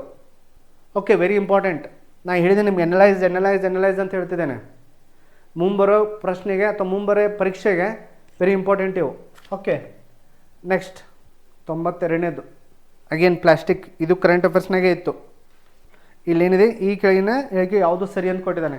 ಕನಿಷ್ಠ 175 ವಿಶ್ವಸಂಸ್ಥೆ ಸದಸ್ಯ ರಾಷ್ಟ್ರಗಳನ್ನು ಒಳಗೊಂಡಂತೆ ಜಾಗತಿಕ ಪ್ಲಾಸ್ಟಿಕ್ ಒಪ್ಪಂದ 2024ರಲ್ಲಿ ಆಯೋಜಿಸಲಾಗಿತ್ತು. 2028ರ ಹೊತ್ತಿಗೆ ಒಂದು ಕಾನೂನು ದಸ್ತಾವೇಜನ್ನು ಅಂತಿಮಗೊಳಿಸಿದ ಗುರಿಯಾಗಿದೆ. ಭಾರತ 2022ರಲ್ಲಿ ಪ್ಲಾಸ್ಟಿಕ್ ತ್ಯಾಜ್ಯ ನಿರ್ವಹಣೆ ತಿದ್ದುಪಡಿ ನಿಯಮಗಳನ್ನು ಜಾರಿಗೆ ತಂದಿತ್ತು. ಈ ನಿಯಮಗಳು 29 ರೀತಿಯ ಏಕ ಬಳಕೆ ಪ್ಲಾಸ್ಟಿಕ್ ನಿಷೇಧಿಸಿದೆ. ಯಾವಾಗೂ ನಿಮ್ಗೆ ಗೊತ್ತಿರಬೇಕು, ಯಾವಾಗೂ ಗೌರ್ಮೆಂಟ್ ಹೇಳಿರುತ್ತೆ ಪ್ಲಾಸ್ಟಿಕ್ ನಿಷೇಧ ಮಾಡಬೇಕು, ಪ್ಲಾಸ್ಟಿಕ್ ನಿಷೇಧ ಮಾಡಬೇಕಂತೇಳಿ. ಅದ್ರ ರಿಲೇಟೆಡ್ ಇದು ಕ್ವಶನ್ ಇದೆ. ಓಕೆ, ಇಲ್ಲಿ ಡಿಸ್ಕಸ್ ಮಾಡೋಣ. ಇಲ್ಲಿ ಇಂಪಾರ್ಟೆಂಟ್ ಏನಂತಂದರೆ ಮೇಲಿನ ಹೇಳಿಕೆ ಯಾವುದು ಸರಿ ಅಂತಂದು ಕ್ವಶನ್ ಕೇಳಿದಾನೆ. ಈ ನಿಯಮಗಳ 29 ರೀತಿಯ ಏಕ ಬಳಕೆ ಪ್ಲಾಸ್ಟಿಕ್ ನಿಷೇಧಿಸಲಾಗಿದೆ. ರಾಂಗ್, ಇದು ರಾಂಗ್ ಸ್ಟೇಟ್ಮೆಂಟ್. ಭಾರತ 2022ರಲ್ಲಿ ಪ್ಲಾಸ್ಟಿಕ್ ತ್ಯಾಜ್ಯ ನಿರ್ವಹಣೆ ತಿದ್ದುಪಡಿ ನಿಯಮಗಳನ್ನು ಜಾರಿಗೆ ತಂದಿತ್ತು. ಗೊತ್ತಿದ್ದರೆ ಗೊತ್ತು, ಇಲ್ಲಾಂದರೆ ಇಲ್ಲ. ಇದು ಎದಕ್ಕೆ ಫ್ಯಾಕ್ಟ್ ಇದು. ನೆಕ್ಸ್ಟ್ ಏನಂತಂದರೆ 2028 ಹೊತ್ತಿಗೆ ಒಂದು ಕಾನೂನು ಅಂತಿಮಗಳು ಗುರಿಯಾಗಿದೆ. ಇದು ರಾಂಗ್. ಕನಿಷ್ಠ ಇದು ಕರೆಕ್ಟು, ಎ ಇಸ್ ಕರೆಕ್ಟ್. ಅಂದರೆ ಆನ್ಸರ್ ಏನಾಯ್ತು ಅಂತಂದರೆ ಇದು ಎ ಮತ್ತು ಸಿ ಮಾತ್ರ. ಇದರೊಳಗೆ ಏನು ನೀವು ಇಂಟೆಲಿಜೆನ್ಸ್ ಯೂಸ್ ಮಾಡೋಕೆ ಬರಲ್ಲ. ಗೊತ್ತಿದ್ರೆ ಗೊತ್ತು, ಇಲ್ಲಾಂದರೆ ಇಲ್ಲ. ಎಸ್ ಆರ್ ನೋ ಟೈಪ್ ಇದು. ಓಕೆ, ನೆಕ್ಸ್ಟ್ ನಿಲುವಳಿ ಸೂಚನೆಗೆ ಸಂಬಂಧಿಸಿದಂತೆ ಕೆಳಗಿನ ಹೇಳಿಕೆಗಳು ಯಾವ ಸರಿಯಾಗಿವೆ ನೋಡಿರಿ. Very important. ನಿಲುವಳಿ ಸೂಚನೆ ಅಂತಂದರೆ ಇದು ಎದರ ಮೇಲೆ ಕ್ವಶನ್ ಇದೆ ಅಂತಂದರೆ ಎಂಜಾಯ್ಮೆಂಟ್ ಮೋಷನ್ ಮೇಲೆ ಕ್ವಶನ್ ಇದೆ. ಎಂಜಾಯ್ಮೆಂಟ್ ಮೋಷನ್ ಮೇಲೆ ಕ್ವಶನ್ ಇದೆ. ಇಲ್ಲಿ ಇಂಪಾರ್ಟೆಂಟ್ ಏನಂದರೆ ಎಂಜಾಯ್ಮೆಂಟ್ ಮೋಷನ್ ನೆನಪಿಟ್ಕೊಂಡ್ಬಿಟ್ರೆ ಇದು ಆ್ಯಕ್ಚುಲಿ ಎಲ್ಲಿ ಒರಿಜಿನೇಟ್ ಆಗಿತ್ತಂದರೆ, ಇನ್ನು ಫಸ್ಟ್ ಇದ್ರ ಬಗ್ಗೆ ಅರ್ಥ ಮಾಡ್ಕೊಳ್ಳೋಣ, ಆಮೇಲೆ will go for the question. ಇದು ಒರಿಜಿನೇಟ್ ಎಲ್ಲಾಗಿದ್ದಂತಂದರೆ ಬ್ರಿಟನ್ ಒಳಗಡೆ ಹೌಸ್ ಆಫ್ ಕಾಮನ್ಸ್ ಮೊದಲ ಬಾರಿಗೆ ಎಲ್ಲಿ ಜಾರಿಗೆ ಬಂತಂತಂದರೆ ಹೌಸ್ ಆಫ್ ಕಾಮನ್ಸ್ ಒಳಗಡೆ ಜಾರಿಗೆ ಬಂದಿದ್ದು. ಹೌಸ್ ಆಫ್ ಕಾಮನ್ಸ್ ಎಲ್ಲಿ, ಯಾವ ಆ್ಯಕ್ಟ್ ಒಳಗಡೆ, ನಾನು ಅದೇ ಹೇಳಿದ್ದೀನಿ ನಿಮ್ಗೆ, ಯಾವ ಆ್ಯಕ್ಟ್ ಒಳಗಡೆ, government of India act 1919, 1919 act 1990 ಒಳಗಡೆ ಹೌಸ್ ಆಫ್ ಕಾಮನ್ಸ್ ಒಳಗಡೆ ಇದನ್ನು ಜಾರಿಗೆ ತಂದರು ಫಸ್ಟ್ ಟೈಮ್, ಮೊದಲ ಬಾರಿಗೆ ಫಸ್ಟ್ ಟೈಮ್ ಅಡ್ಜರ್ನ್ಮೆಂಟ್ ಮೋಷನನ್ನು. ಈ ಅಡ್ಜರ್ನ್ಮೆಂಟ್ ಮೋಷನ್ ಎಲ್ಲಿ ಪಾಸ್ ಆಗುತ್ತೆ ಅಂತಂದರೆ ಇದು ಒಂದು ಕಡೆ ಪಾಸ್ ಆಗೋದಂದರೆ ಲೋಕಸಭಾ ಅಷ್ಟೇ, ನೆನ್ಪಿಟ್ಕೊಂಬಿಡ್ರಿ, ಲೋಕಸಭಾ ಓನ್ಲಿ. ಸಪೋರ್ಟ್ ಎಷ್ಟು ಇರಬೇಕಂತಂದರೆ 50 ಮೆಂಬರ್ಸ್ ಸಪೋರ್ಟ್ ಇರಬೇಕು. 50 ಮೆಂಬರ್ಸದ್ದು ಸಪೋರ್ಟ್ ಬೇಕೇ ಬೇಕು, 50 ಮಂದಿ ಸಪೋರ್ಟ್ ಬೇಕೇ ಬೇಕು ಇದಕ್ಕೆ. Discussion not less than 2.5 hour, 2.5 hour ದಾಟಬಾರ್ದು ಡಿಸ್ಕಷನಿಗೆ. ಓಕೆ, ಆಲ್ಮೋಸ್ಟ್ ಯಾವುದು ಇಂಪಾರ್ಟೆಂಟ್ ಇದೆ ಅಲ್ಲ, ಜನರಿಗೆ ಇಂಪಾರ್ಟೆಂಟ್, ಪಬ್ಲಿಕ್ ಇಂಪಾರ್ಟೆನ್ಸ್ಗೋಸ್ಕರ ಏನು ಮಾಡ್ತಾರೆ ಅಂತಂದರೆ ಡಿಸ್ಕಷನ್ ಮಾಡ್ತಾರೆ. ಅದಕ್ಕೆ ನಾವು ಏನು ಕರಿತೀವಿ ಅಂತಂದರೆ we call it is a adjournment motion. ಇಷ್ಟು ಕಂಡೀಷನ್ಸ್ ಇದೆ ಇಲ್ಲಿ ನೋಡಿರಿ, ಆಪ್ಷನ್ಸ್ ನೋಡ್ಕೊತ ಹೋಗೋಣ. Adjournment motion related correct. ಇದು ನ್ಯಾಯಾಲಯದ ತೀರ್ಪಿಗೆ ಒಳಪಟ್ಟಿರುವುದು ಯಾವುದೇ ವಿಷಯದೊಂದಿಗೆ ವಿವರಿಸುವುದಿಲ್ಲ. ಅಂದರೆ ಯಾವುದು ಜುಡಿಷಿಯಲ್ ಮ್ಯಾಟ್ರ್ ಇದೆಯಲ್ಲ ಅದನ್ನು ಡಿಸ್ಕಸ್ ಮಾಡಬಾರ್ದು. ಇದು ಕರೆಕ್ಟ್, 100% ಕರೆಕ್ಟ್. ನೆಕ್ಸ್ಟ್, ಇದು ಒಂದಕ್ಕಿಂತ ಹೆಚ್ಚು ವಿಷಯವನ್ನು ಒಳಗೊಂತಿಲ್ಲ. ಇದು ಕರೆಕ್ಟ್, ಇದು ಕರೆಕ್ಟ್. ಇದು ಒಂದಕ್ಕಿಂತ ಹೆಚ್ಚು ವಿಷಯವನ್ನು ಒಳಗೊಳ್ಳುವಂತಿಲ್ಲ. ಆದ್ರೆ ಒಂದು ಬಗ್ಗೆ ಡಿಸ್ಕಷನ್ ಮಾಡಬೇಕು, ಒಂದು ಇಶ್ಯೂ ಬಗ್ಗೆ, ಅದು ಪಬ್ಲಿಕ್ ಇಂಪಾರ್ಟೆನ್ಸ್ ಇರಬೇಕು. ನೆಕ್ಸ್ಟ್ ಇಂಪಾರ್ಟೆಂಟ್ ಏನಂತಂದರೆ ಇದು ನಿರ್ದಿಷ್ಟ ತುರ್ತು ಮತ್ತು ಸಾರ್ವಜನಿಕ ಮಾತುಗಳ ಪ್ರಶ್ನೆಯನ್ನು ಎತ್ತಬೇಕು. ನೋಡಿರಿ, ಸಾರ್ವಜನಿಕ ಪಬ್ಲಿಕ್ ಇಂಪಾರ್ಟೆನ್ಸ್ ಇದು ಕರೆಕ್ಟ್. ಇದು ಮೊನ್ನೆ 100ಕ್ಕಿಂತ ಹೆಚ್ಚಿಗೆ 50 ಇರಬೇಕು. ಇಲ್ಲಿದೆಯಲ್ಲ 50 members, 50 members. So A is wrong. Answer B, C ಮತ್ತು ಡಿ ಅಡ್ಜರ್ನ್ಮೆಂಟ್ ಮೋಷನ್. ಇದರ ಬಗ್ಗೆ ಒಂದು ಸ್ವಲ್ಪ ನೆನಪಿಟ್ಕೋರಿ ಅಡ್ಜರ್ನ್ಮೆಂಟ್ ಮೋಷನ್ ಬಗ್ಗೆ. ನೆಕ್ಸ್ಟ್, ಪಟ್ಟಿ 1 ಇದ್ರ ಕೆಳಗಿನ ಸಂಖ್ಯೆಯನ್ನು ಬಳಸಿ ಉತ್ತರವನ್ನು ಆಯ್ಕೆ ಮಾಡಿರಿ. ಇದು ನೋಡಿರಿ ಜನರಲ್ ಕ್ವಶನ್. ಇದು ಇಂಥ ಕ್ವಶನ್ ಒಟ್ಟೆ ಬಿಟ್ಟು ಬರಬಾರ್ದು, ಜನರಲ್ ಕ್ವಶನ್. ನೋಡಿರಿ, A1 ಗಣರಾಜ್ಯ ರಾಜ್ಯದ ಮುಖ್ಯಸ್ಥರ ಆನುವಂಶಿಕ ಚಕ್ರವರ್ತಿ ಅಲ್ಲ. ರಾಜ್ಯವು ಯಾವುದೇ ಧರ್ಮವನ್ನು ಒಂದು ರಾಜ್ಯ ಧರ್ಮವನ್ನಾಗಿ ಗುರುತಿಸುವಂತಿಲ್ಲ. ಪ್ರಜಾಸತ್ತಾತ್ಮಕ ಸರ್ಕಾರ ತನ್ನ ಅಧಿಕಾರಗಳನ್ನು ಜನರ ಇಚ್ಛೆಯಿಂದ ನಡೆಯುತ್ತದೆ. ಸಾರ್ವಭೌಮ ರಾಜ್ಯ ಆಂತರಿಕ ಶ್ರೇಷ್ಠವಾದ ಮತ್ತು ಬಾಹ್ಯವಾಗಿ ಸ್ವತಂತ್ರವಾಗಿರುತ್ತದೆ. So option is A. ಅಂದರೆ ಏನು ಕೇಳಿದಾರೆ ಅಂತಂದರೆ they as the definition of the terms. ಅದಕ್ಕೆ ನಿಮ್ಗೆ ಎಲ್ಲ ಬೇಸಿಕ್ ಟರ್ಮ್ಸ್ ಡೆಫಿನೇಷನ್ ಗೊತ್ತಿರಬೇಕು. ಅದನ್ನು ಮತ್ತೆ ಸಪ್ರೇಟ್ ನೋಟ್ಸ್ ಮಾಡ್ಕೋಬೇಕು ನೀವು. You have to make a separate notes. Next 95ನೇ ಕ್ವಶನ್, 78ನೇ ವಿಧಿಯಲ್ಲಿ ಕೆಳಗಿನ ಯಾವುದು ಪ್ರಧಾನಮಂತ್ರಿಯ ಕರ್ತವ್ಯಗಳಾಗಿವೆ? ಡೈರೆಕ್ಟ್ ಕ್ವಶನ್ ನೋಡಿರಿ, prime minister related the prime minister. ಇದು ವಿಧಿಯಲ್ಲಿ ಕೆಳಗಿನ ಯಾವ ಪ್ರಧಾನಮಂತ್ರಿಯ ಕರ್ತವ್ಯಗಳಾಗಿವೆ? 95ನೇದು ನೋಡಿರಿ, ರಾಷ್ಟ್ರಾಧ್ಯಕ್ಷರ ಅಗತ್ಯವೆನಿಸಿದರೆ ಮುಖ್ಯಮಂತ್ರಿ ಒಬ್ಬನನ್ನು ಯಾವುದೇ ವಿಷಯದ ಮೇಲೆ ತೆಗೆದುಕೊಂಡು ನಿರ್ಣಯವನ್ನು ಅದು ಮುಂಚಿತವಾಗಿ ಮಂತ್ರಿಮಂಡಲದ ಪರಿಗಣಿಸಲ್ಪಟ್ಟಿದ್ದರೆ ಅಂಥ ವಿಷಯವನ್ನು ಮಂತ್ರಿಮಂಡಲದ ಪರಿಗಣನೆಗೆ ಸಲ್ಲಿಸುವುದು. ಕರೆಕ್ಟ್ ಇದು. ನೆಕ್ಸ್ಟ್, ಶಾಸನೀಯ ಪ್ರಸ್ತಾವನೆಗಳಿಂದ ಸಂಬಂಧಿಸಿದ ರಾಷ್ಟ್ರಾಧ್ಯಕ್ಷರು ಕೇಳಬಹುದಾದ ಮಾಹಿತಿ ಒದಗಿಸುವುದು. ಇದು ಕರೆಕ್ಟ್. ಇಲ್ಲಿ ನೋಡಿರಿ, ರಾಜ್ಯದ ಪುನರ್ರಚನೆಗೆ ಸಂಬಂಧಿಸಿದ ಮಸೂದೆಯನ್ನು ಸಂಸತ್ತಿನಲ್ಲಿ ಮಂಡಿಸುವುದು ಮುಂಚಿತವಾಗಿ ರಾಷ್ಟ್ರಾಧ್ಯಕ್ಷರ ಪೂರ್ವ ಮಂಜೂರಾತಿ ಪಡೆಯುವುದು. ಯೋಚನೆ ಮಾಡಿರಿ, ಇದು ರಾಂಗ್. ಯಾಕಂದರೆ ರಾಜ್ಯ ಪುನರ್ರಚನೆ is related to governor, president related ಇದು. So it is never related to the prime minister. Wrong ಇದು. ಮಂತ್ರಿಮಂಡಲದ ಎಲ್ಲ ನಿರ್ಣಯಗಳನ್ನು ರಾಷ್ಟ್ರಾಧ್ಯಕ್ಷರು ತಿಳಿಸುವುದು 100%. ಈ should be always be contact with what article 75 ಎಲ್ಲ ಓದ್ತಿರಲ್ಲ ನೀವು. ಆರ್ಟಿಕಲ್ 75 ಬಗ್ಗೆ ಎಲ್ಲ ಓದ್ರಿ. Related to the prime minister article ಯಾವ್ಯಾವ ಬರ್ದಾವಲ್ಲ, ಪ್ರಧಾನಮಂತ್ರಿ ರಿಲೇಟೆಡ್ ಆರ್ಟಿಕಲ್ಸ್ ಯಾವ್ಯಾವ ಇದಾವಲ್ಲ ಎಲ್ಲ ಆರ್ಟಿಕಲ್ಸ್ ನಿಮ್ಗೆ ಗೊತ್ತಿರಬೇಕು. PM related articles. ಅದಕ್ಕೆ ಯಾವಾಗ ಹೇಳ್ತೇನೆ ನಾನು, ಯಾವುದು ನ್ಯೂಸ್ನಾಗಿದೆ, ಯಾವ ಹೈಲೈಟೆಡ್ ಪೋಸ್ಟ್ಸ್ ಇದಾವಲ್ಲ ಅವ್ನು ಕಂಪ್ಲೀಟಾಗಿ ಓದಬೇಕಂತ ಹೇಳಿ. ಓಕೆ, ಎಂಥ ಟಫ್ ಕ್ವಶನ್ ಅಲ್ಲ ಇದು. ಪ್ರೈಮ್ ಮಿನಿಸ್ಟರ್ ಪವರ್ ಬಗ್ಗೆ ಕೇಳಿದಾನೆ, 78 ಆರ್ಟಿಕಲ್. ಓಕೆ, ಭಾರತದ ಒಕ್ಕೂಟವು ಉಪವಾದಾತ್ಮಕ ಲಕ್ಷಣಗಳೊಂದಿಗೆ ಒಕ್ಕೂಟ ರಾಜ್ಯಕ್ಕಿಂತ ಹೆಚ್ಚಾಗಿ ಉಪ ಒಕ್ಕೂಟ ಲಕ್ಷಣಗಳೊಂದಿಗೆ ಏಕಾತ್ಮಕ ರಾಜ್ಯವಾಗಿದೆ ಎಂದು ಹೇಳಿದವರು KC ವಿಯರ್ಸ್. ನೆನ್ಪಿಟ್ಟುಕೋ, ಹೇಳಿದವರು ಯಾರಂದ್ರೆ KC viewers.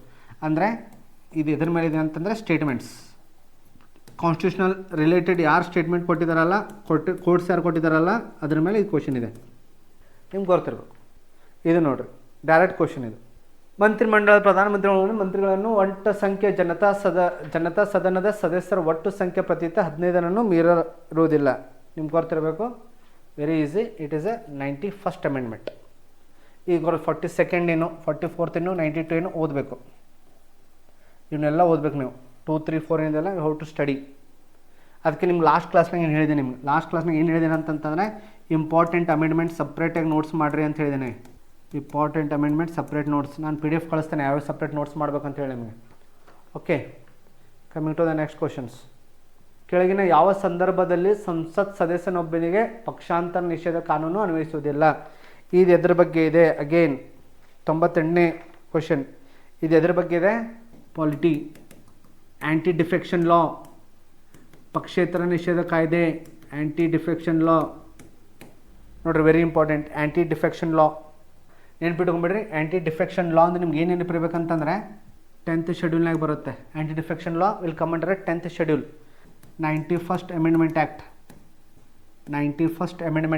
10th schedule 91st amendment act 2003 2003 ಒಳಗಡೆ ಏನಾದರೂ ಆಗಬೇಕಂದ್ರೆ 2/3 ಮೆಂಬರ್ದು ಸಪೋರ್ಟ್ ಇರಬೇಕು. 2/3 ಮೆಂಬರ್ಸ್ ಸಪೋರ್ಟ್ ಇರಬೇಕು. ಅದನ್ನು 2003 ಒಳಗಡೆ ಸೇರಿಸಿದ್ರು ಇದನ್ನು.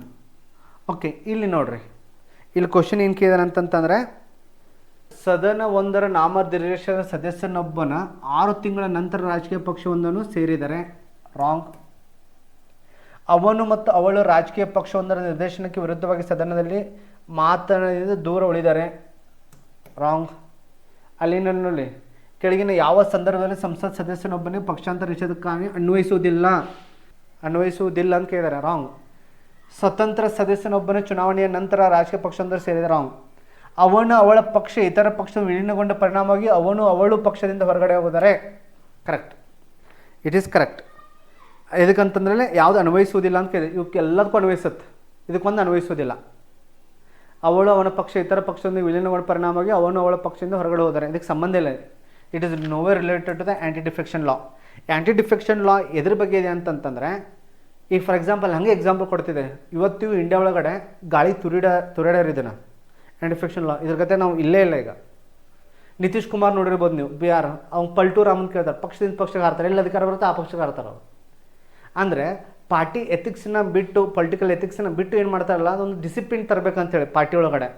ಈಗ ನಮ್ಮಲ್ಲಿ ರೆಸಾರ್ಟ್ ಪಾಲಿಟಿಕ್ಸ್ ಇದೆ, ಆ ರೀತಿ ಆಗಬಾರ್ದಂತ ಏನು ಮಾಡಿದ್ದೆ ಅಂತಂದರೆ ಆ್ಯಂಟಿ ಡಿಫೆಕ್ಷನ್ ಲಾ ತೊಗೊಂಡು. ಬಟ್ ಇವತ್ತಿಗೂ ನಾವು ಅದನ್ನು ಸೀರಿಯಸ್ಸಾಗಿ ತೊಗೊಂಡಿಲ್ಲ, ದೌರ್ಭಾಗ್ಯ ನಮ್ಮದು. ಓಕೆ, ಅದ್ರ ಬಗ್ಗೆ ಓದ್ಕೊಳ್ಳಿ ನೀವು. ಆ್ಯಂಟಿ ಡಿಫೆಕ್ಷನ್ ಲಾ ವೆರಿ ಇಂಪಾರ್ಟೆಂಟ್. ಇನ್ನೊಂದು ಬರುತ್ತೆ ಡಿಫೆಮೇಷನ್. ಡಿಫೆಮೇಷನ್ ಬೇರೆ, ಮಾನನಷ್ಟ ಮೊಕದ್ದಮೆ ಅದು ಡಿಫೆಮೇಷನ್ ಅನ್ನೋದು. ಇದು ಡಿಫೆಕ್ಷನ್, ಇದು ಕನ್ಫ್ಯೂಸ್ ಮಾಡ್ಕೊಬೇಡಿ. ಡಿಫೆಮೇಷನ್ ಅಂದ್ರೇನು, ಮಾನನಷ್ಟ ಮೊಕದ್ದಮೆ ಅದು ಬೇರೆ ಅದು. ನೆಕ್ಸ್ಟ್ 99ನೇದು, ರಾಜ್ಯವೆಂದರೆ ಮುಖ್ಯಮಂತ್ರಿಗೆ ಸಂಬಂಧಿಸಿದ ಕೆಳಗಡೆ. ಅಲ್ಲಿ ನೋಡಿರಿ, PM ಬಗ್ಗೆನೂ ಕ್ವಶನ್ ಬಂದಿದೆ, ಇಲ್ಲಿ ಪ್ರೈಮ್ ಮಿನಿಸ್ಟರ್ ಬಗ್ಗೆನೂ ಕ್ವಶನ್ ಬಂದಿತ್ತು, ಈಗ CM ಬಗ್ಗೆನೂ ಕ್ವಶನ್ ಬಂದಿದೆ. PM, CM, governor, speaker, judge, Supreme Court, High Court, ಇವನ್ನೆಲ್ಲನೂ ನೀವು ನೆನ್ಪಿಟ್ಕೊಳ್ಳೇಬೇಕು ರೀ. ಅವ್ನು ಓದಲೇಬೇಕು ನೀವು ಕಂಪಲ್ಸರಿ. ಬಂದೇವು ಇಲ್ಲೇ ನೋಡಿ, 2 ಕ್ವಶನ್ ಬಂದವು. ಅವಾಗ PMದು ಬಂದಿತ್ತು, ಈಗ CMದು ಬಂದಿದೆ. ಇಲ್ಲಿ ನೋಡಿ, ರಾಜ್ಯವೊಂದರ ಮುಖ್ಯಮಂತ್ರಿಗೆ ಸಂಬಂಧಿಸಿದ ಕೆಳಗಿನ ಹೇಳಿಕೆಗಳನ್ನು ಪರಿಗಣಿಸಿ. CM ಅಂದ ತಕ್ಷಣ ಚೀಫ್ ಮಿನಿಸ್ಟರ್ ಅಂದ ತಕ್ಷಣ ನಮ್ಗೆ ಏನು ನೆನಪಿರಬೇಕು? ಆರ್ಟಿಕಲ್ 164 ನೆನಪಿರಬೇಕು. ಅಪಾಯಿಂಟ್ ಯಾರು ಮಾಡ್ತಾರೆ? CM ಅನ್ನು is appointed by the governor. ಅಲ್ಲೇ ಪ್ರೆಸಿಡೆಂಟ್ ಮಾಡ್ತಾರೆ, ಪ್ರೈಮ್ ಮಿನಿಸ್ಟರ್ ಇಲ್ಲೇ ಗವರ್ನರ್. ಅದಕ್ಕೆ ಯಾವಾಗ ಹೇಳ್ತಿರ್ತೀನಿ ನೀವು, ಯಾವುದೇ ಮೇನ್ಲಿ ಪೊಲಿಟಿ ಓದುವಾಗ ಕಂಪೇರೇಟಿವ್ ಸ್ಟಡಿ ಮಾಡಬೇಕು. ಕಂಪೇರೇಟಿವ್ ಸ್ಟಡಿ ಮಾಡಿದಾಗ ಹೋಲಿಕೆ ಮಾಡ್ತಾ, ಈಗ ಪ್ರೈಮ್ ಮಿನಿಸ್ಟರ್ನ ಮತ್ತು CM ಅನ್ನು ಎರಡನ್ನೂ ಹೋಲಿಕೆ ಮಾಡಿ ಸ್ಟಡಿ ಮಾಡಿರಿ. ನೆಕ್ಸ್ಟ್ ಯಾರನ್ನು ಹೋಲಿಕೆ ಮಾಡಿರಿ ಅಂದ್ರೆ ಗವರ್ನರ್ನ, ಪ್ರೆಸಿಡೆಂಟಿನ, MLAನ, MP ನ, ರಾಜ್ಯಸಭಾನ, ಲೋಕಸಭಾನ, ಅಲ್ಲಿ ರಾಜ್ಯಸಭಾ ಸ್ಪೀಕರ್ನ, ಲೋಕಸಭಾ ಸ್ಪೀಕರ್, ಹಿಂಗೆ ಹೋಲಿಕೆ ಮಾಡಿ ಓದಿರಿ ಅಂತಂದರೆ ಅವ್ರ ಮಧ್ಯೆ ಏನು ಡಿಫ್ರೆನ್ಸ್ ಐತಿಲ್ಲ ಅದು ಅಷ್ಟೇ ನೆನ್ಪಿಟ್ಕೋರಿ. CM PM ಮಧ್ಯೆ ಏನು ಡಿಫ್ರೆನ್ಸ್ ಐತೆ, ಗವರ್ನರ್ ಮತ್ತು ಪ್ರೆಸಿಡೆಂಟ್ ಮಧ್ಯೆ ಏನು ಡಿಫ್ರೆನ್ಸ್ ಐತೆ, ಆ ರೀತಿ ನೆನ್ಪಿಟ್ಕೊಂಡ್ರೆ ಈ ರೀತಿ ಕ್ವಶನ್ಗಳನ್ನು ಈಸಿ ಟಿಕ್ ಹಾಕ್ಬೋದು. It's a trick of studying a polity. Okay, ಅದಕ್ಕೆ ನಾವು ಕಂಪೇರೇಟಿವ್ ಸ್ಟಡಿ ಅಂತ ಕರಿತೇವೆ. ಅದಕ್ಕೊಂದು ಕ್ಲಾಸ್ ತೊಗೋತೇನೆ ನಾನು. ಸ್ಟಡಿ ಹೆಂಗೆ ಮಾಡಬೇಕು, ಯಾವ ರೀತಿ ಅಪ್ರೋಚ್ ಇರಬೇಕು ನಾನು ಕ್ಲಾಸ್ ತೊಗೋತೇನೆ. ಬಟ್ ಈ ರೀತಿ ಕಂಡೀಷನ್ಸ್ ಇರ್ತವೆ. ಅಪಾಯಿಂಟೆಡ್ ಬೈ ದ ಗವರ್ನರ್, ಅದನ್ನ ಯಾರು ಅಪಾಯಿಂಟ್ ಮಾಡ್ತಾರೆ? ಗವರ್ನರ್. ನೋಡಿರಿ, person who is not A member of legislative assembly, not A member of legislative assembly, ಶಾಸನ ವ್ಯವಸ್ಥೆಯದ್ದು ಮೆಂಬರ್ ಇಲ್ಲ ಅಂದರೂ ಕೂಡ ಅವ್ನು ಇಲೆಕ್ಟ್ ಮಾಡ್ಬೋದು. He can be a CM. But ಎಷ್ಟು ಮಂತ್ ಒಳಗೆ ಇಲೆಕ್ಟ್ ಆಗಬೇಕಂತಂದರೆ 6 ಮಂತ್ಸ್ ಒಳಗಡೆ, ವಿದಿನ್ 6 ಮಂತ್ಸ್ ಒಳಗಡೆ ನಾವು ಏನು ಮಾಡ್ಬೇಕಂತಂದ್ರೆ ಮೆಜಾರಿಟಿ ಪ್ರೂವ್ ಮಾಡಲೇಬೇಕು.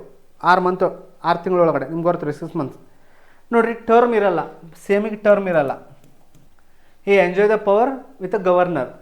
ಆರ್ಟಿಕಲ್ 167 ಏನು ಹೇಳುತ್ತಂತಂದರೆ ಅವ್ನು ಯಾವಾಗೂ ಲಿಂಕ್ ಯಾರ ಜೊತೆ ಇರುತ್ತಂತಂದರೆ ಕೌನ್ಸಿಲ್ ಆಫ್ ಮಿನಿಸ್ಟರ್ ಜೊತೆ ಸಂಬಂಧ ಇರುತ್ತೆ. ಏನಾದರೂ CM ಡಿಸಾಲ್ವ್ ಆದಂತಂದರೆ ಕೌನ್ಸಿಲ್ ಆಫ್ ಮಿನಿಸ್ಟರ್ನು ಡಿಸಾಲ್ವ್ ಆಗುತ್ತೆ, ಕ್ಯಾಬಿನೆಟು ಡಿಸಾಲ್ವ್ ಆಗುತ್ತೆ. ಸೊ ಅದು ಆರ್ಟಿಕಲ್ 167, 164 ನೀವು ನೆನಪಿಡಲೇಬೇಕು, ವೆರಿ ಇಂಪಾರ್ಟೆಂಟ್. ಓಕೆ, ಆಪ್ಷನಿಗೆ ಬರೋಣ. ಫಸ್ಟ್ ಆಪ್ಷನ್ ನೋಡಿರಿ, ರಾಜ್ಯದ ಮುಖ್ಯಮಂತ್ರಿ ಕೆಳಗಿನ ಯಾವ ಹೇಳಿಕೆಯನ್ನು ಪರಿಗಣಿಸಿ. ಅವರು ರಾಜ್ಯದ ವಿಪತ್ತು ಡಿಸಾಸ್ಟರ್ ಇವರೇ ಇರ್ತಾರೆ. ಅಲ್ಲಿ ಹೆಂಗೆ ಪ್ರೈಮ್ ಮಿನಿಸ್ಟರ್ ಇರ್ತಾರೋ ಇಲ್ಲಿ ಹಂಗೆ ಚೀಫ್ ಮಿನಿಸ್ಟರ್ ಇರ್ತಾರೆ. ನ್ಯಾಷನಲ್ ಡಿಸಾಸ್ಟರ್ ಯಾವುದೇ ಪ್ರಕೃತಿ ವಿಕೋಪ ಅಥವಾ ವಿಪತ್ತು ಅಂತ ಕರಿತೇವಲ್ಲ, ಅದಕ್ಕೆ ಹೆಡ್ ಅವರೇ ಇರ್ತಾರೆ ಕಮಿಟಿಗೆ.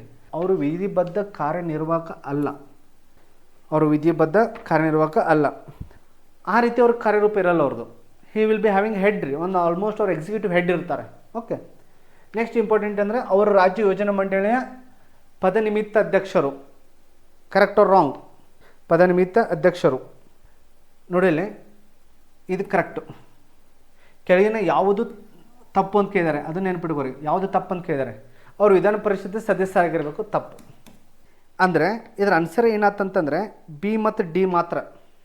ಆನ್ಸರ್ ಏನಂತಂದರೆ ಬಿ ಮತ್ತು ಡಿ. ಎದಕ್ಕಂತಂದರೆ ಇವರು ವಿದ್ಯಾಭ್ಯಾಸ ರಾಂಗ್, ಇದು ರಾಂಗ್.